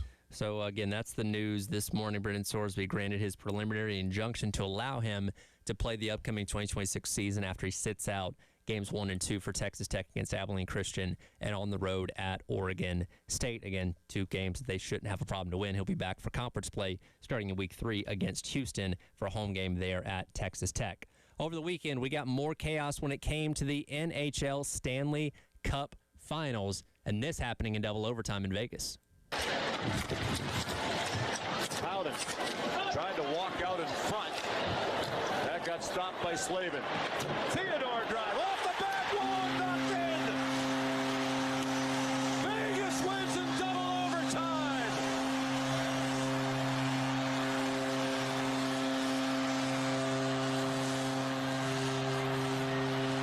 Just when you think you've seen it all, you get the chaos that unfolded in game number 3, where it looked like, hey, Vegas is going to cruise to probably a pretty routine victory here, up 4-0. The Hurricanes score 3 goals in roughly about 40 seconds. It goes to overtime, double overtime at that, and the Knights are able to still win. But my goodness, we've been treated as some of the wildest sport we've ever seen in these 3 games so far in the Stanley Cup Finals. It's been tremendous so far. I mean, I thought this game was over when Vegas was up 4-0 after scoring 4 goals in the second period, and it kind of just looked like the Canes were going to be sleepwalking their way towards a 2-1 deficit heading into Game 4, and then they score 3 goals in the span of like 30 seconds, and you're right back in the game. I have not seen anything like that where team just scores 3 goals just like the snap of fingers, and it's a brand new game, and then they get that game tied with a couple minutes left to go in the third period. But it is unfortunate the way that game ended, and perhaps it's the most fitting end to that game where the puck goes off a skate of a Canes player and goes into the net, and Vegas wins. So unfortunate ending to a rather really good game. But, yeah, I mean, this series has continued to live up to the hype. It's been very entertaining so far, and looking forward to seeing how Game 4 goes. But the Canes really need to steal a game out here in Vegas, and otherwise they're going back to Carolina down 3-1. Didn't the Hurricanes also have a slap shot that just narrowly missed the top corner of the net, too? I believe so, yeah. So a lot of weird breaks in this game. You, of course, had the goalie change mid-game with Brandon Bussi, who hasn't played at all this postseason, coming in for Freddie Anderson, and I think that was the right call. And honestly, I would expect Bussi to get the start in net on Tuesday in Game 4 moving forward. I mean, he played, all things considered, that 1 goal in double overtime probably shouldn't have gone in, but of course, it was just a bad break for Carolina there. I think he's going to be starting in net tonight pretty clearly after the way he performed when he came in. But yeah, I mean, Carolina, they played really well getting themselves back in that game, but ultimately Vegas was able to just come up on top of the end. Well, I can say this about the Hurricanes, that you can never count them out, though I don't love the strategy of finding yourself down 3 or 4 goals in each game, then having to put together a miracle run in the third period to force overtime. That's probably not conducive to winning a series, but again, they've shown you the resilience to not count them out no matter how ugly it looks entering the final period. Yeah, no, not at all. I mean, it has been that's not sustainable. Continuing to go down by multiple goals. Yeah, you can't be doing that. But again, it has been that type of series so far where in every game there has been a multi-goal lead blown. Game 1, Canes led 2-0 rather quickly in the first period. Then Vegas comes back and wins. Game 2, Vegas is up 2-0. Canes come back in the third period. They get a few goals. They go on to win that game in overtime by Seth Jarvis scoring the game-winning goal. And then obviously on Saturday night, Canes are down 4-0, and then they score 4 goals in the third period, only losing double OT. So it's been entertaining from that standpoint. Is it sustainable for the Canes to continue to go down by multiple goals and have to come all the way back? Not at all. But we will see what type of change this creates with having Bussi now in goal, presumably starting Game 4 here on Tuesday. I think that should help so long as he's playing pretty well. So the most important question is, how did the fiance take in what happened on Saturday? Well, I wasn't with her on Saturday, so she was at home. I was at my parents' house. I was about to fall asleep because the game it started at like 8:30, yep. And then the game really didn't end until probably like 12:30, after midnight. So I was about to fall asleep. I talked with her afterwards. I think she was ready to fall asleep too. So, her bedtime's typically like 9 o'clock. So the fact that she stayed all the way up until that end of that game at like 12:30 almost is pretty remarkable. But she's doing well.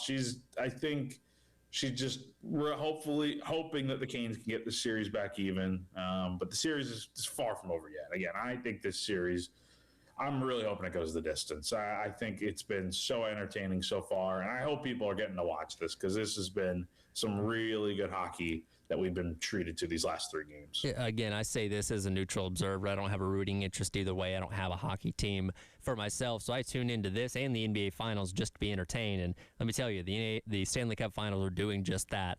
I can't look away in any of these games, especially when the Canes are down, because they've got a flurry of 3 to 4 goals in their back pocket at some point. Though again, that's not sustainable to win the series, but nevertheless makes it exciting. Game number 4 coming up tomorrow night, and we'll see if the Canes get themselves back on track as we're kind of winding down the championships here, and pretty soon we'll just be in the dog days of Major League Baseball summer. Yeah, man, I love baseball, man. It's we are coming to that point, unfortunately, where things are really going to slow down in pro sports, and luckily we'll have golf going on too. But yeah, it's enjoy these championship series while you can, because it is definitely coming to an end within the next week or two. We'll come back, wrap up hour number 2, see who I did on our future headline predictions as the Extra Point rolls along. Tyler Head and Jack Feltry on your Monday on the Game.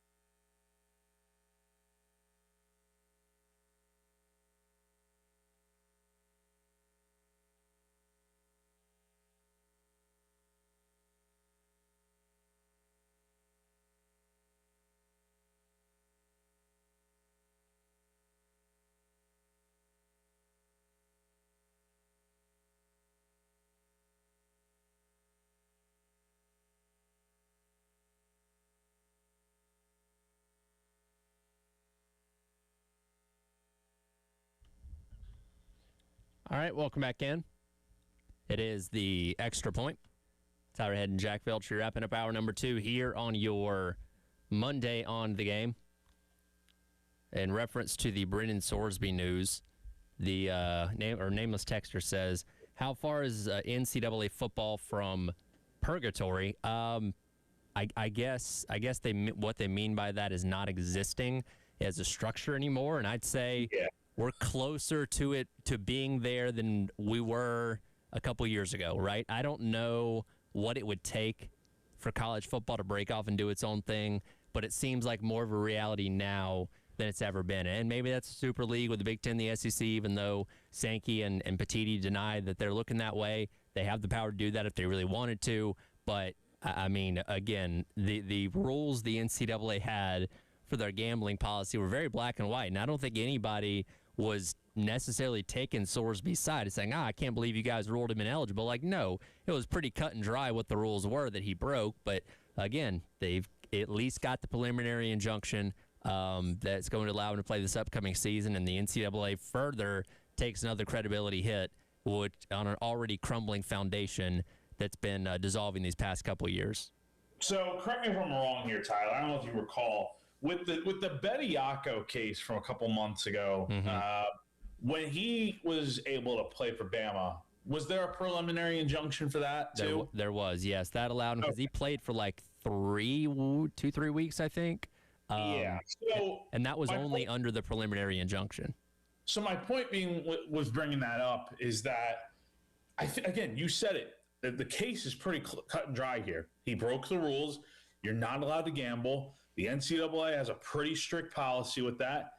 And yes, he's got the preliminary injunction from the court out in Lubbock, but I think the NCAA still has a case here to go win if they appeal this, like they probably will. So, I think we are definitely much closer to the NCAA kind of, being non-existent as we know it and not really having much power over these conferences and whatnot. I think we are heading to that point eventually here. But, I would still be very surprised if the NCAA doesn't come out on top in this case. It just feels like such a simple thing that the NCAA should win here. And if they don't, I feel like that spells absolute disaster for the sport as we know, and just college athletics in general, because that to me would scream, okay, then your rules on gambling are going to change then. Sure. Because if this guy can do the amount of gambling that he did and come away with no repercussions really at all, then what's stopping other college athletes from doing the same thing? Because I'm sure there are more of them out there that also are kind of like this. It's almost kind of like, a very popular thing for people that commit like bad crimes, especially violent crimes, murders and stuff like that. A lot of them will plead insanity to get maybe kind of a lesser charge or not get the death penalty or something along those lines. If you are another student athlete that gets caught in something with gambling by the NCAA, you just plead addiction. Say, hey, I was addicted. I'm sorry. I couldn't help myself. That's why I placed, 5,000 bets on my own team or something along those lines. I couldn't control myself. Like, I'm half joking, but like that's not a bad path to go down for the next student athlete that gets caught in this kind of pickle. Is just say, hey, I was addicted, couldn't help myself. Sorry. No, it's crazy. It's crazy. We see this time and time again where the NCAA they declare something illegal. And then you go to a local judge, and then they grant an injunction, and now the player is ruled eligible to play for the time being. It's crazy, and it's just not a good trend for the sport right now, or college athletics in general. So there's your latest update when it comes to the Brendan Sorsby situation. We'll dial back to Friday, and we gave our future headline predictions of the weekend. Jack said he expected 5 SEC teams to punch their ticket to Omaha. I said it was going to be only 4. And, well, neither one of us is right or wrong just yet because we still have 2 more series to play, 2 of which involve SEC teams with Kansas and Oklahoma, and then Alabama and St. John's to wrap things up. Though, the way things are looking when those games were paused last night, they'll continue later on today. I feel pretty good about both Oklahoma and Alabama advancing on, which would prove your prediction correct. Yeah, so you got Alabama is up 7-2, and I believe it's the 7th inning there out in Tuscaloosa. That game will pick back up at 12 p.m. this afternoon, which We'll see. I think Bama's probably going to hang on to win that game. And then you got Oklahoma is up 8-1 on Kansas in game 2 there before getting delayed. So, yeah, I think we're definitely on a path towards the SEC getting 5 teams into Omaha, which I don't know. I don't have that information in front of me here. I don't know if that is going to be a record or not. I would assume it's probably one of the higher totals that one conference has ever had for Omaha. I know there was a few years ago. I think it was, what was it? The SEC and ACC had like 4 teams in a piece back in like 23 or 24. So it's like 5 is a lot, and I do wonder where that number would stack up when it's all said and done. But I think we're definitely trending in that direction as things stand. Yeah, I'm trying to find that now that you mentioned it. It was a couple years ago, or it was the SEC and the ACC only. I feel like the SEC's gotten 5 in before. Don't quote me on that, but it wouldn't shock me if they've gotten that many in. But regardless, 4 or 5 teams, however many they end up getting in, this puts the SEC in a position to once again continue to lay their claim for being the best conference in college baseball, where, again, the Big Ten has done a lot in terms of winning the football championship. They won men's basketball for the first time in a while, won women's basketball. But those Diamond Sports, man, the SEC still does them better than everybody else, and a good chance to prove that with potentially half, if not more, than half the field in Omaha later on this week. Yeah, so, I mean, the SEC's run of dominance just continues in this sport, and rightfully so.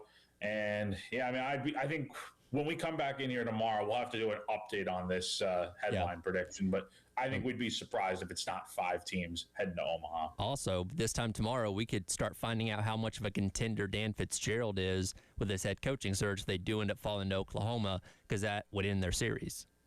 Yeah, I don't really view him as much. I don't think we really view him as much of a candidate at this point. I think he's kind of fallen off a little bit. But it will be interesting to see what happens with Kansas, though, depending on how they decide to give him more resources, more funding, et cetera, and what that does for this job. But I would not really consider him much of a serious candidate right now, like some of these other guys. We'll see what happens, and we'll talk about it tomorrow. Coming up next, Gamecock Central Takeover Hour, presented by Firehouse Subs, on your Monday on The Game.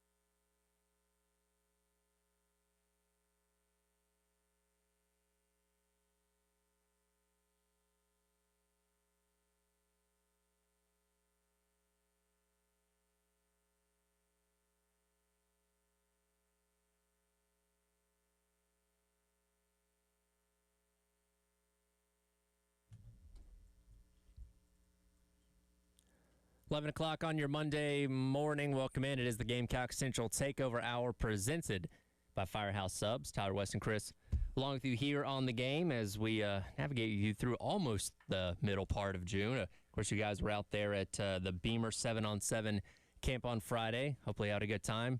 Made some s'mores, pitched tents, like usual camp vibes. No s'mores. No s'mores. I don't know. I have not complained about the weather once. Okay. I want to make that clear. The first camp day was fantastic. It was almost chilly, last week. Yep. And then I did kind of say, shoo, it's a little hot out here. Now, did you say it in Not the a earshot of complaint. Wes? No. The most important question. No. I bet if you put some, you could have cooked some s'mores on the sidewalk if you wanted to. Cracked an egg on there. Yeah. Pretty hot. But no, it's been good so far. A little bit of a different camp vibe this year, Wes. Just some scheduling things. Some of the camps later than usual. Today's typically at 4, right? No, like 1:30 to Okay. 32. There's Later in the another O-line, D-line camp, and every time they have one of those, or typically every time, they're having a 7-on-7 team passing camp as well that goes on at the same time. They kind of run concurrently. So O-line, D-line camp takes, a few hours, and then the passing camp takes a lot longer because you got a bunch of teams out there, and you got playoffs and all that jazz. But we've seen some pretty good talent already rolling through Columbia for camp season so far, and we've got 4 or 5 more on the docket before they close it out in June too. Yep. Busy and nothing to add there, Wes. Chris Okay. got it. All right. Busy month of June with camps going Fully on. covered it. Yeah.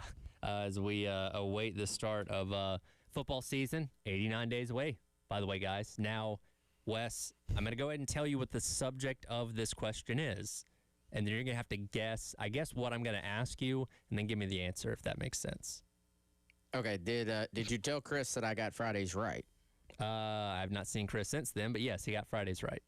So All right, so you're up 2.5 to half, or 2 to half, I think. Let me check the I think I'm scoreboard 1.5 here. to half, right? At some point, I would love two to and get no. You have two. You have two. Two Two to to- half. 2 to Two and a half. half.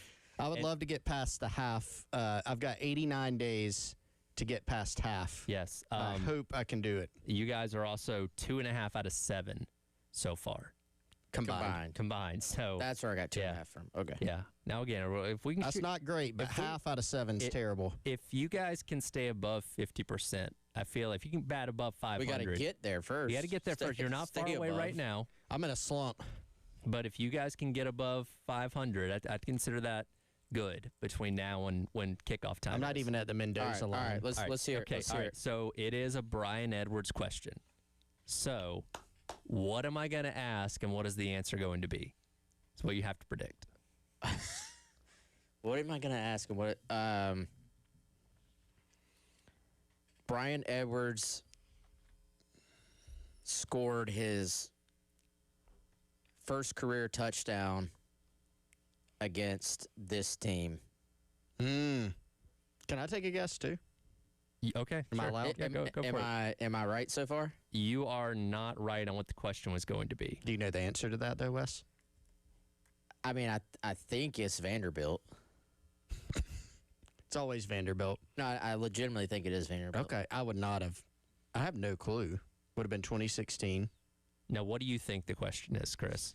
I was going to say maybe Brian Edwards' career high in catches came in what year against what team? Also not correct. Dang. For reference, by the way, his first ever touchdown was UMass in 2016. He had a big game. He The did. Elliott Fry game? Yeah, he had a big game. Well, yeah, they barely scored in that game. He had a huge game. He made a great, amazing catch his first game of his career at Vanderbilt. First game of the Muschamp era, right? Yep. That was first Okay. name Muschamp All right. era. Now, that game does correlate to our question a little bit Oh, here we go. because the question is, how many 100-plus yard games did Brian Edwards have in his career? Goodness. So, if it correlates, and that was one of them. That was one of them, yes. Okay, at least one. He had we 101 know. yards in his debut.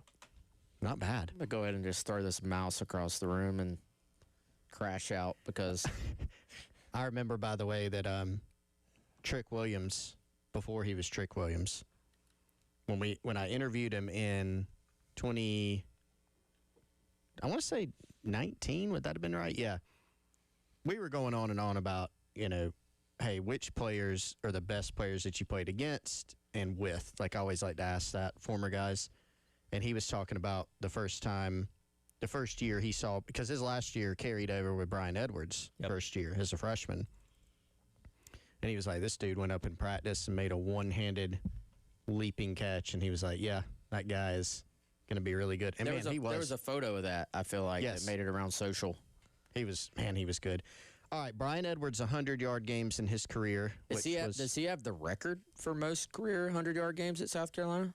Let me double check on that. I feel like he's up there. If he doesn't have it, he's up there. I can't Google it right now because it'd be cheating. Yeah, let's see. 100-yard games. Played 4 seasons. I'm going to say 16. My head went to 14, but I think that number was in my head because that was the interception record. Sky Moore and Bo Davies. 4 seasons. You said 16? Yeah. Let me just go with 14 since that number popped in my head. Ooh, guys are a little north of it. It's only 8. Wow. Now that can't be right. Here's your chance for bonus points. How many of them can you name? We already said 1 for Vanderbilt in 2016. There are 7 other 100-yard not games doing that he this had. on air. This is embarrassing. All right, I'll just go for it. So Georgia's probably won, maybe in 2019, because he had a long touchdown catch in that game. Remember the Ryan Helinski throw? I feel like maybe he could have gotten there because of that. He had to have gotten there against Louisiana Tech. Yep. Game he had the big catch to set up the Parker White game winner, right? Yeah, I think so. Vandy, LA Tech, Georgia. Let's throw Clemson. Maybe the year they rolled Jake Bentley threw for 5,000 yards against Clemson. I know Debo had, 3,000 of them, but did Brian play in that game? Maybe he didn't. Trying to remember if he was out there. Didn't he? Maybe that was a different game. I'm still going to say Clemson for one of them. What year? No, Tyler, we're not doing the year. All right, that's fine. That's fine. I will say you're making us do the team. No year. Are we right so far? Okay, yeah. You have gotten 2 rights or 3 rights so far. There is one team he's done it against twice. Okay. So one team that I think that shows might up be on here Georgia. twice. Okay. Because he missed at least one Clemson game. Was Clemson wrong, Tyler? Clemson was incorrect. Okay. Not against Clemson. Vandy, Clemson, Georgia. You know what? Just since we don't have to do the year, I'll go ahead and give you. It was Vandy twice, so you've covered 2 bases on that. You have, let's see. LA Tech. Yep. 3. Georgia. So you got 4 more. I will say 2 of them are in the SEC, and 2 of them are non-conference opponents. Oh, there's definitely a Florida in there. Not a Florida. All right, I give up. All right, this my bad flag, radio. okay. Bad radio. Yeah, my flag is waved. You guys gave it a good shot. We're throwing a flag. We're throwing a yellow flag on ourselves. All right, so the correct White answers are Vanderbilt in 2016 and 2019, Louisiana Tech in 2017, Georgia, Ole Miss, and Akron in 2018. Ole Miss. And then Charleston Southern and Missouri in 2019. Charleston Those were Southern his doesn't count. 800-yard Everybody games. had 100 yards against Charleston Southern. No disrespect to the Buccaneers. It all shows up in the stat sheet the same way. No Florida. No Florida. Probably called back. He probably had 100 yards, and they called back 50 of them. Let's see. Against Florida, That was remember the 48. That game, how bad that was. The 2019 game. It was the week after Georgia, right? You go upset Georgia. Everybody's hyped. Yep. Get this thing turned around. Go beat Florida. Florida has like the clear offensive pass interference on a touchdown. They have the 75-yard hold. Terrible. So in that game, he had 78 yards, which was his best. That was the only time he eclipsed 50 against Florida. But if there were a penalty that took a couple catches off the board, then obviously could have gotten 100 yards there. Being yeah, grouchy about the officiating in that game. 800-yard games. Wes, you look puzzled. To your guess on receptions, though, he is tied for 5th all time in receptions in a year with 71. That was 2019 Okay. with Xavier Legette, 5th all time. Legette. Sorry. Okay. Well, I still have half a point. Yeah. Do you guys have any suggestions for 88? I'm trying to make this easy, guys. Bro, you are not trying to make Yeah, it this was not- easy that if was you're not asking easy. how many 100-yard games a guy had in his career. Here's a suggestion for 88. Name a player that wore 88 ever. There's an easy All right, question. I'll give you a little glimpse to my background here. I go to Gamecocks Online, and typically we'll find a question in their bio. So if you know the player and you study the bio, you might be able to figure it out. How would we know the player ahead of time? Well, that's why I'm asking for your suggestion. If you have a suggestion for 88, I will go seek out the question. If you Wesley study 88 Saunders. enough. Yeah. I'm studying up on Wesley Saunders. Okay. For tomorrow. Tomorrow will be a Wesley Saunders related question. Tyler, how many 100-yard games did A.J. Green have in his career? It's an easy question. I don't know. It's an easy question. All right. Bonus point. Name I also the wasn't teams and the year. I also wasn't covering Georgia football when AJ Green was playing. Well, so- you were watching there. you were I was watching watching. every You're Georgia every Bulldogs. quarter of every game. I'm going to guess, I don't know. Well, yeah, got suspended for almost half a season. So I'm going to guess, I don't know, No, you said it was an easy question. 6 or 7. Said it was an easy question. Yeah. We'll answer on the for other signing side. an autograph. Yeah. He got suspended for half a season. Tyler's like Googling over there. I'm to look it curious up. to know the answer now. We'll tease it, Tyler. Let's Yeah. talk about it on the other side. All right, we'll talk about on the other side. Also talk about the latest with the baseball coaching search as well. Gamecock Central Takeover Hour presented by Firehouse Subs here on the game.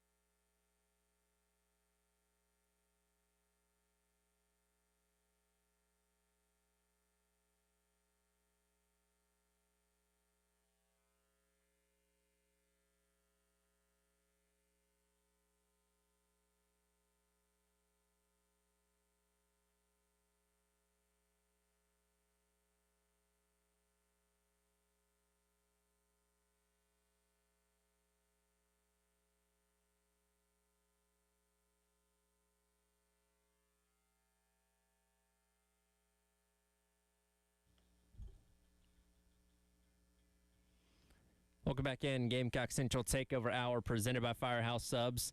Tyler, Wes, and Chris along with you here on your Monday on the game. Did you figure out the answer, Wes?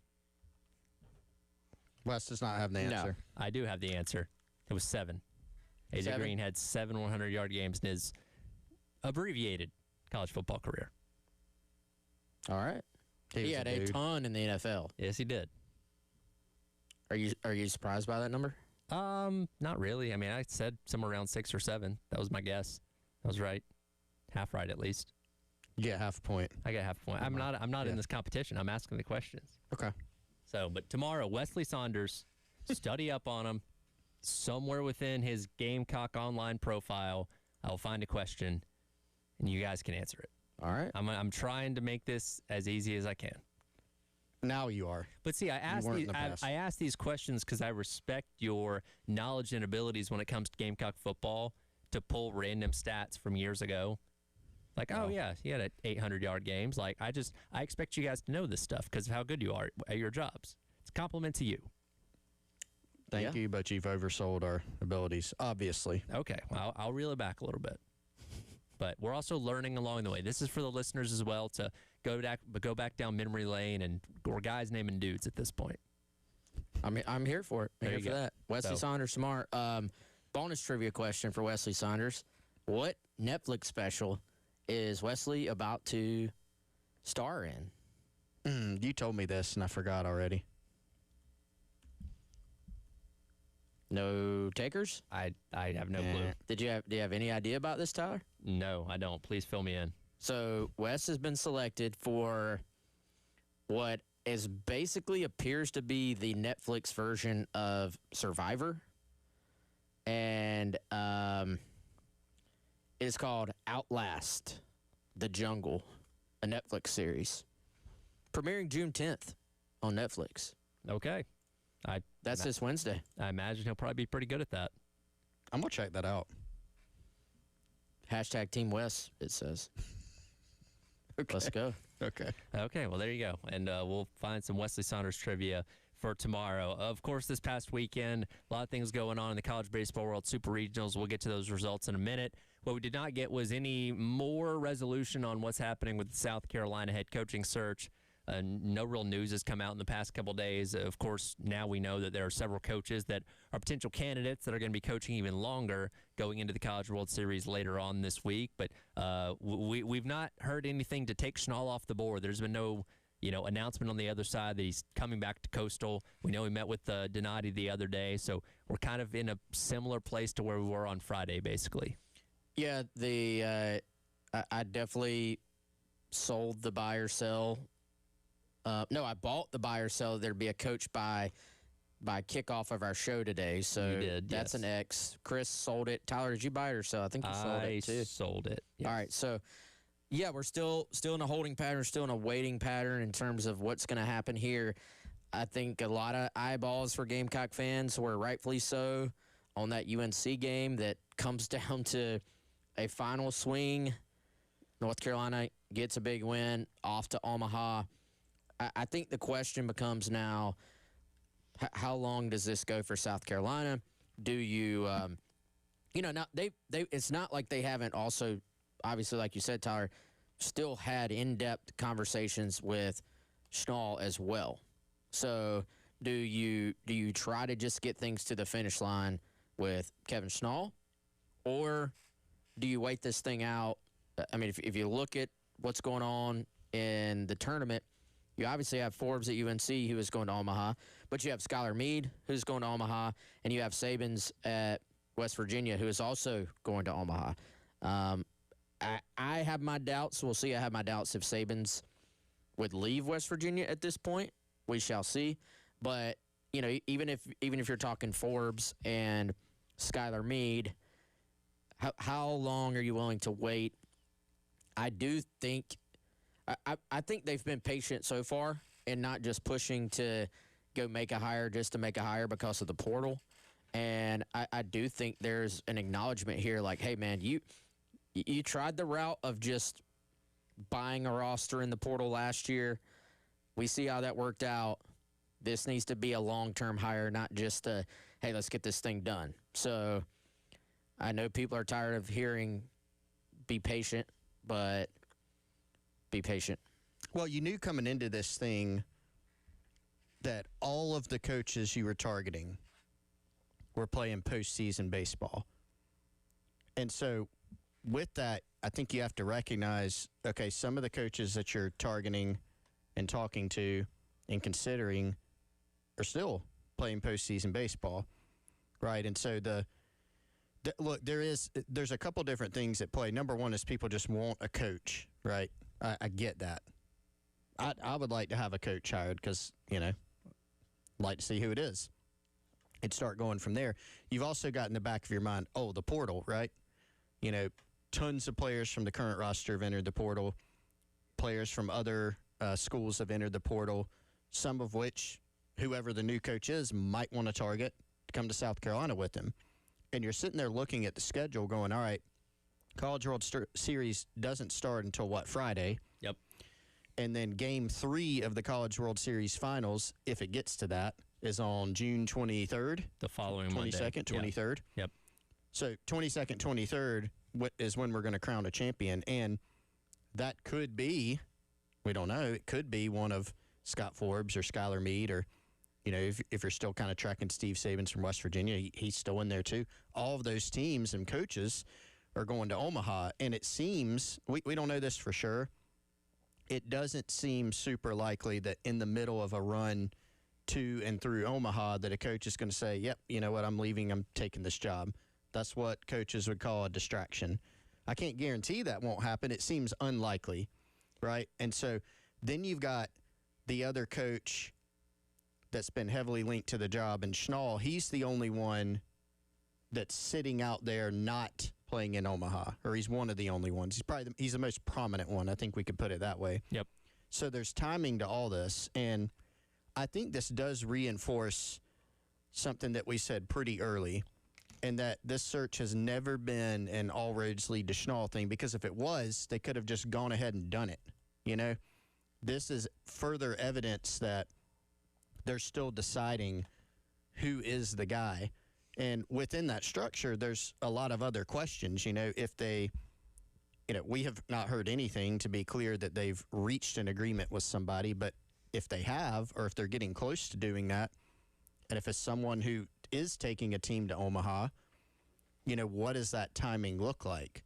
And so I know everybody wants it done, but at some point, these things just have to happen behind the scenes. And so, Scott Forbes' name is heated up, Wes, as of late, in the last several days, in the last, week or two. But the question of, going into the weekend, we were all sitting there going, all right, who wins, UNC or Southern Cal? If Southern Cal wins, UNC's out. Maybe that advances something with Forbes in terms of him figuring out what he wants to do, South Carolina figuring out what they want to do, if he's the guy, et cetera. Well, that didn't get answered because they're still playing, So there's still a lot going on behind the scenes here. Again, I think just further evidence that they've gone through this process and that there are other coaches that have been legitimately involved in this thing other than Coastal Carolina's Kevin Schnall. Yeah, and I think, to me, if it's going to be Schnall, you would imagine it has to end up happening sooner rather than later, since, I feel like you can wait it out through this past weekend, but another week, and I think that gets iffy, and that's going to be iffy on Schnall's side, on Coastal side. They're going to want to either, like, if you're Kevin Schnall, you're going to want to either move forward with South Carolina or move forward with Coastal. If you're Chance Miller, you're wanting to know, am I hiring a coach or do I have a coach? And I think there's patience, but then that only goes so far, right? So I think from a general standpoint, you either go. Here's the way I look at it. This is just my opinion. You are either hiring Kevin Schnall in the next 48 hours, or you are willing to let that opportunity pass. Yes. Right? Yeah, he's dealing with the same thing that we're talking about in a different way. South Carolina's administration thinking about the portal. He's sitting there thinking that too, I'm sure. if I'm staying, let's stay now, soon, so that I know my direction, retaining my roster, recruiting for the portal, getting ready for next year, and I mean, he has a job that by all accounts he really likes and is happy with, and, obviously has been involved, both sides have been involved in the possibility of hiring him, but at some point he may say, I can't wait. I can't afford to wait any longer, and that's very fair. So that's something that South Carolina has to know and have in the back of their mind too. There's, I'm sure, some level of pecking order here. And so what are you willing to walk away from to try to hire somebody else? What are the thing about it is it very much looks like that South Carolina is either going to hire a coach who is in Omaha right now or Kevin Schnall, and that's a pretty good outcome. Like if you start talking about so-and-so's a fallback option, I mean, you're either falling back to Kevin Schnall or you're falling back to a coach that has his team in Omaha right now. Yeah. Pretty good options overall. No bad choices there. Again, as we roll into another week, waiting to see who South Carolina's next head coach is going to be. A lot of those candidates in action this past weekend in Supers. We got some pretty chaotic results over the weekend. We'll dive into some of those coming up next. It is the Gamecock Central Takeover Hour presented by Firehouse Subs here on the game.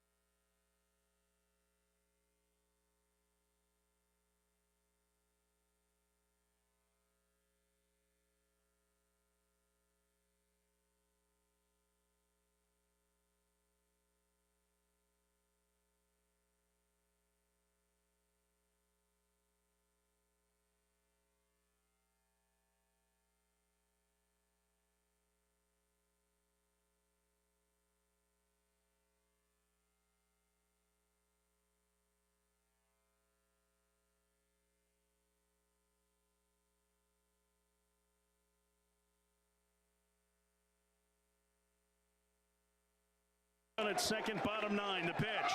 Hall swings and drives one deep to center field. Takeuchi going back, and he can't get there. North Carolina is going back to Omaha.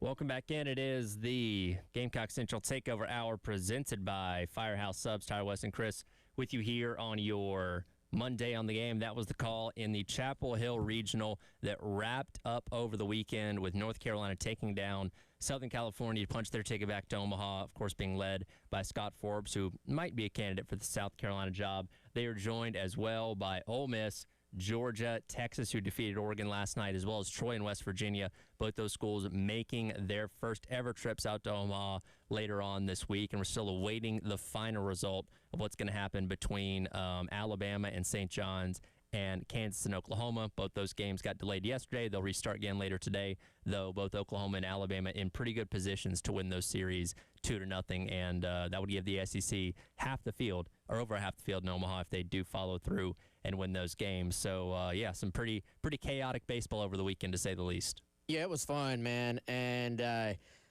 imagine a lot of South Carolina fans out there were, like me, a little bit tuned into that North Carolina game, seeing, hey, is UNC's season going to come to an end today? And for pretty much all afternoon, it kind of felt like that was going to happen. And it just also, to me, in the ninth inning, felt like the moment was a little too big for Southern Cal. Didn't make some plays. Your pitchers felt shaky to me. They had to pull their closer.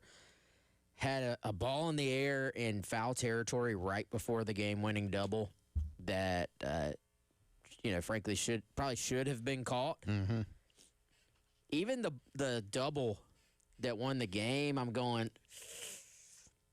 the ball was in the air for a long, long, long time. Now, I did see some discussion on Twitter, like the center fielder, I guess, was playing in on the play, so that might be why it took him so long to get to that ball. But, I was going, I feel like a college center fielder can get to this ball as long as it took for it to hit. But, yeah, huge win for those guys. And I really, Chris, I felt like I was transported back to 2013 watching a USC play UNC in a tight super regional matchup, Game 3, with Omaha on the line in Chapel Hill. And unfortunately, that one did not go USC's way, and this one did not go the other USC's way either. Yeah, that ball, far be it from me to criticize. I thought, when I saw that ball go in the air, I'm like, okay, that's going to be a tougher play, but he'll probably make it. It's not that he didn't get to it. He was there, ended up sliding, couldn't grab it. And he slid feet first, too, which kind of... I think he just misjudged it. Yeah. Something. I don't know. But, yeah, it's... I was kind of thinking about this, like, as a general point. First of all, Georgia-Mississippi State, first game, what was it, 13-12? Well, both games, my God. But both games, just mashing. There were like 15 home runs, it seemed like, in the 13-12 game. Yeah, just 21 on the weekend. Yeah, just left and right. Those teams can hit. Those trees were fed a lot. But, look at Ole Miss. What a journey they've been on over the past few years, because y'all remember, and I don't remember why this was, okay, because 2019, Ole Miss goes to a Super. 2020, they start 16-1. Season gets canceled. 2021, they make a Super. 2022, y'all remember, they were trying to run the coach out because they were not playing well. And everybody's like, it's time. He's got to go. Well, then they end up winning the thing. They get hot at the end. Next two seasons, they have a losing record, including 6-24 in 2023. Last year, they kind of got it back on track. This year, they're in Omaha again. It's kind of it's really hard to say, we made it to Omaha, 2 out of the last 4 or 5 years. It's really hard to be in a Super every year. Ole Miss is one of the programs that you could point to that's been really good since 2018, 2019. Even in that structure, they've had a couple years where they've totally missed the tournament. Yep. But if you ask their fans now, hey, would you sign up since 2022, you've won a title and you've been to Omaha twice, most of them are going to sign up. They'll say, you know what? The 25 and 29 season where we won 6 SEC games wasn't very fun. Overall, I'll sign up for that. And that's why, like, we're talking about Scott Forbes, Wes, UNC, made the tournament every year he's been there. He's won the league. He's won the ACC tournament. He's been to the Supers, 4 times? Mm-hmm. He's been to Omaha twice now. Like, it's hard to find a resume like that, So when you're looking at these candidates, a guy who's created that kind of consistency, no wonder that he's someone that South Carolina has liked. Yeah. I think, man, it's harder than ever to just consistently win. Like, consistently winning maybe looks a little bit more like what you're talking about with Ole Miss. Like, if you zoom out, you look like you've won consistently. But if you zoom in, there's been some tough moments along the way. And, I will say this, the one, and this is a nitpicking thing. I mean, Forbes has as good of a resume as about anybody you could hire. Honestly, like, the consistency there is just super impressive. It is against ACC teams, which I think is just not quite as deep of a conference as you're going to see with the SEC. So I would take it a step further and just say winning consistently in the SEC is harder than ever to do. You have to be willing to kind of take it on the chin every now and then and be patient with a coach as long as you're also getting those highs out of it as well. And I think most South Carolina fans kind of realize, like, just thinking you're going to go to Omaha every year, even if this thing gets fixed, is probably not realistic. But I think what they want to see realistically is, for one, man, you want to be able to, like, baseball is the ultimate take your family to the game, have some hot dogs, have an ice cream cone, and kind of have a relaxed, fun day of just watching competition, and hopefully your team wins more than they lose. Well, right now, the last 2 years, it's just not been fun to watch. It's not been high quality baseball. So I think what Gamecock fans want ultimately is to get back to great fundamental baseball, that you have a team that's going to compete each week, each year, and some years, like, you want to have the upside to where some years you're going to have a shot to go to Omaha. The years that you don't, you want to feel like you're right there in the mix. You're at least, fighting for 500 in SEC play. You're winning most of your midweeks. You're competing with Clemson. Like, to me, that if you can hit that standard on a year-to-year basis in the SEC, then you're going to have your years where it cycles up and you're competing, for Omaha. I mean, even look at what some of these SEC teams are doing. Not all of them, but look at what some of these SEC teams are doing, even when they're considered, underdogs. Or, I mean, Oklahoma was not considered like a top-tier elite SEC team this year, and they got to complete the game today, but they've gone into Kansas and just been dominant. So they're 14 and 16 this year in conference. Yeah, and they, now they had an absolute battle with Georgia Tech, which could have gone the other way. But Georgia Tech, I think we all were kind of in agreement. Like, Georgia Tech easily could have just won the entire thing. Like, that was such a good baseball team, and Oklahoma knocks them out. And now, I mean, they've been knocking off South Carolina candidates left and right on this thing along the way. So, that to me tells you, if you compete in this league, then there's going to be years where you have a chance to just get hot and make the run to Omaha. But the teams the last 2 years have had no shot at doing that. And to me, that's the difference. I'm not saying you should lower your expectations overall, but that to me is the expectation. Yeah, it's not, everybody wants to win an SEC title, right? Of course. Yes. Ole Miss right now, they finished 15 and 15 in conference. They were tied for 9th. They're in Omaha, right? So, yes, you want the goal. It's kind of like the college football playoff. Like, if you win the league, great. Can you get into the playoff? And for Carolina and SEC teams, can you get through that gauntlet of an SEC schedule, get yourself into the tournament, and be set up. You're battle tested by the time you get there. Yeah. You know, and they haven't even been close to your point, Wes. So can you get close? Go play postseason baseball and see what happens. It's going to be the task for whoever ends up getting hired as the head coach. We'll come back and wrap up the hour. How we do on buy or sell, we'll check it coming up next.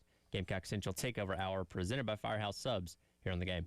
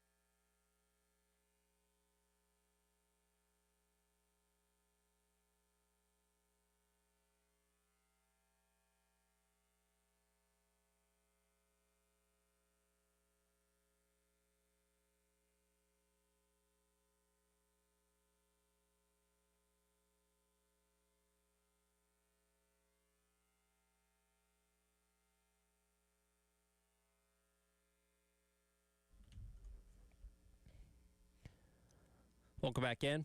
Gamecock Central Takeover Hour presented by Firehouse Subs. Tyler West Chris along with you here on your Monday, wrapping up the hour, taking a look back at our buy or sell from over the weekend. Technically, we don't have an answer for question number 1, which was, could the SEC get at least, well, the line was 4.5. You could buy the over, sell the under. And right now there are 3 teams in. But there's the possibility of up to 5 if Oklahoma and Alabama hang on. They're both in good positions to do that. So if that happens, Wes would be the lone victor on question number 1 because he's the only one that bought over 4.5. Tyler, dude, I didn't really think this question through, and I was not looking at the teams at the moment because I was calling in. I didn't realize that you basically set me up for failure. That every single SEC team had to, every SEC team that could potentially advance would have to advance, except for the SEC versus SEC series in order for this to hit. Yeah. Every single one of them. Well, you are on the cusp of getting the question right. I know, but so you look like a I genius. blindly did it. I didn't realize all of them had to advance. You know what? Sometimes not even looking at the analytics of anything, just guessing, it's the best. Yeah, I like their jerseys. Yeah, it's like, I'm gonna pick you know them. what? Yeah. I had some good food at Oklahoma one time. I'll go with them, sure. That was the one, and that was my thing in answering the question the way I did it, because I thought they'd get 4. I'm like, Oklahoma going on the road to Kansas, first time they've ever hosted a super regional, gonna be rowdy out there. But like you said, they have handled their business so far really well and have an 8-1 lead on the game when they get it resumed later on today. Yeah, I was reading some of the stuff our Kansas site was posting about the game too. I think Oklahoma, sometimes this is overrated, but in this case, I think the battle-tested element of this was a huge factor. Like Kansas apparently has just looked a little bit overwhelmed by everything. Yeah. I mean, and I kind of, even having that in front of me, I kind of just felt like, well, one of them will lose. But, I mean, we just spent a bunch of time last segment about how much of a beast the SEC is and how battle-tested you are. I'm hating my pick right now. Yeah. So, again, we'll see the final answer, but it looks like Wes is going to get that one right. Speaking of losing, that's something the Knicks haven't done in a very long time. And the question was, would they take a 2-0 series lead? We all bought that. That happened, though. Game number 2 was a lot more competitive than the prior games had been, and Victor Wembanyama kind of missed his opportunity there at the very end to make a jumper and possibly win the game. But still, Knicks 2-0 series lead with what might be one of the best atmospheres you'll ever see in basketball coming up later on tonight at MSG. Yeah, I'm just going to say my extensive NBA knowledge was once again on full display. Good job. Yeah, they've won 13 straight. Yep. So if they can sweep this series, it's 2-0 now, right? Yeah. Correct. If they sweep this series, they will tie the 2016-17 Golden State Warriors, 15 consecutive postseason wins. And that was a heck of a team. Yeah, it was. No doubt. So, I mean, yeah, Jalen Brunson, the Knicks, they've had some tough times in the past, so you feel, I'm not like a Knicks hater at all. I've actually been to MSG for a playoff game. Oh, really? Yeah, it was when the Celtics had the big 3, and the Celtics won by like 30 or something. So not the best atmosphere, but it was kind of a bucket list thing. Go to MSG for an NBA playoff game. It was awesome. So that'll be coming up tonight for game number 3. Question number 3. I know you guys were locked into the UFL playoffs this past weekend. Do you know the final results? You know what's funny is I actually checked on this. Checked in on this, but they hadn't played yet when I checked on it. So. Okay. Well, the question was, would both games hit the over? Because this has been the highest scoring season in UFL history, and both games did hit the over. DC and Orlando, 47.5 was the over. They hit 50. And then Louisville and St. Louis, 46.5. They got 49. Man. So West did not get that one right, and the other 3 of us did. Better luck next time. And final one, would we have a head coach confirmation by 11 a.m. on Monday? Obviously, no, we did not. Now, who? You sold, Wes bought, Kale bought, and I sold. So, mixed bag. Yep. About to reset that one again. Maybe. Yeah. It apparently. We have to reset. Well, so I won't be here next week. So you guys will have to all week. All week next week. Wow. Okay, Tyler. I'm informing you now. I will not be here next Going week. to the so beach? you guys actually Washington D.C. Okay. So gotcha. that was my wife's birthday gift to me was a trip to DC. So We're going to send you buy or sell questions. you can send me Yes, buy we or sell will. questions. Please do. Keep it going. And I don't know. I guess one of you will, maybe you guys can alternate the trivia next week. We can do that. Yeah. By the way, guys, I know we don't have much time. Did y'all see Isabella Torres, Florida State, has done everything for Florida State softball, star player, ACC player of the year, hits the transfer portal today. So nobody is immune. Tyler, this girl hit 530 this year. Insane. What happened to loyalty, man? She'll probably be at a Texas school soon. Probably. That'll do it for the Gamecock Central Takeover Hour. Halftime show up next here on the game.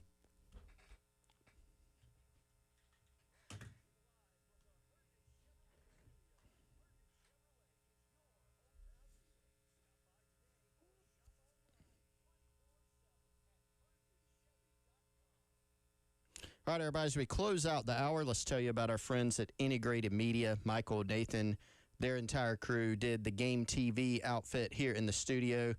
Looks great, sounds great. If you need any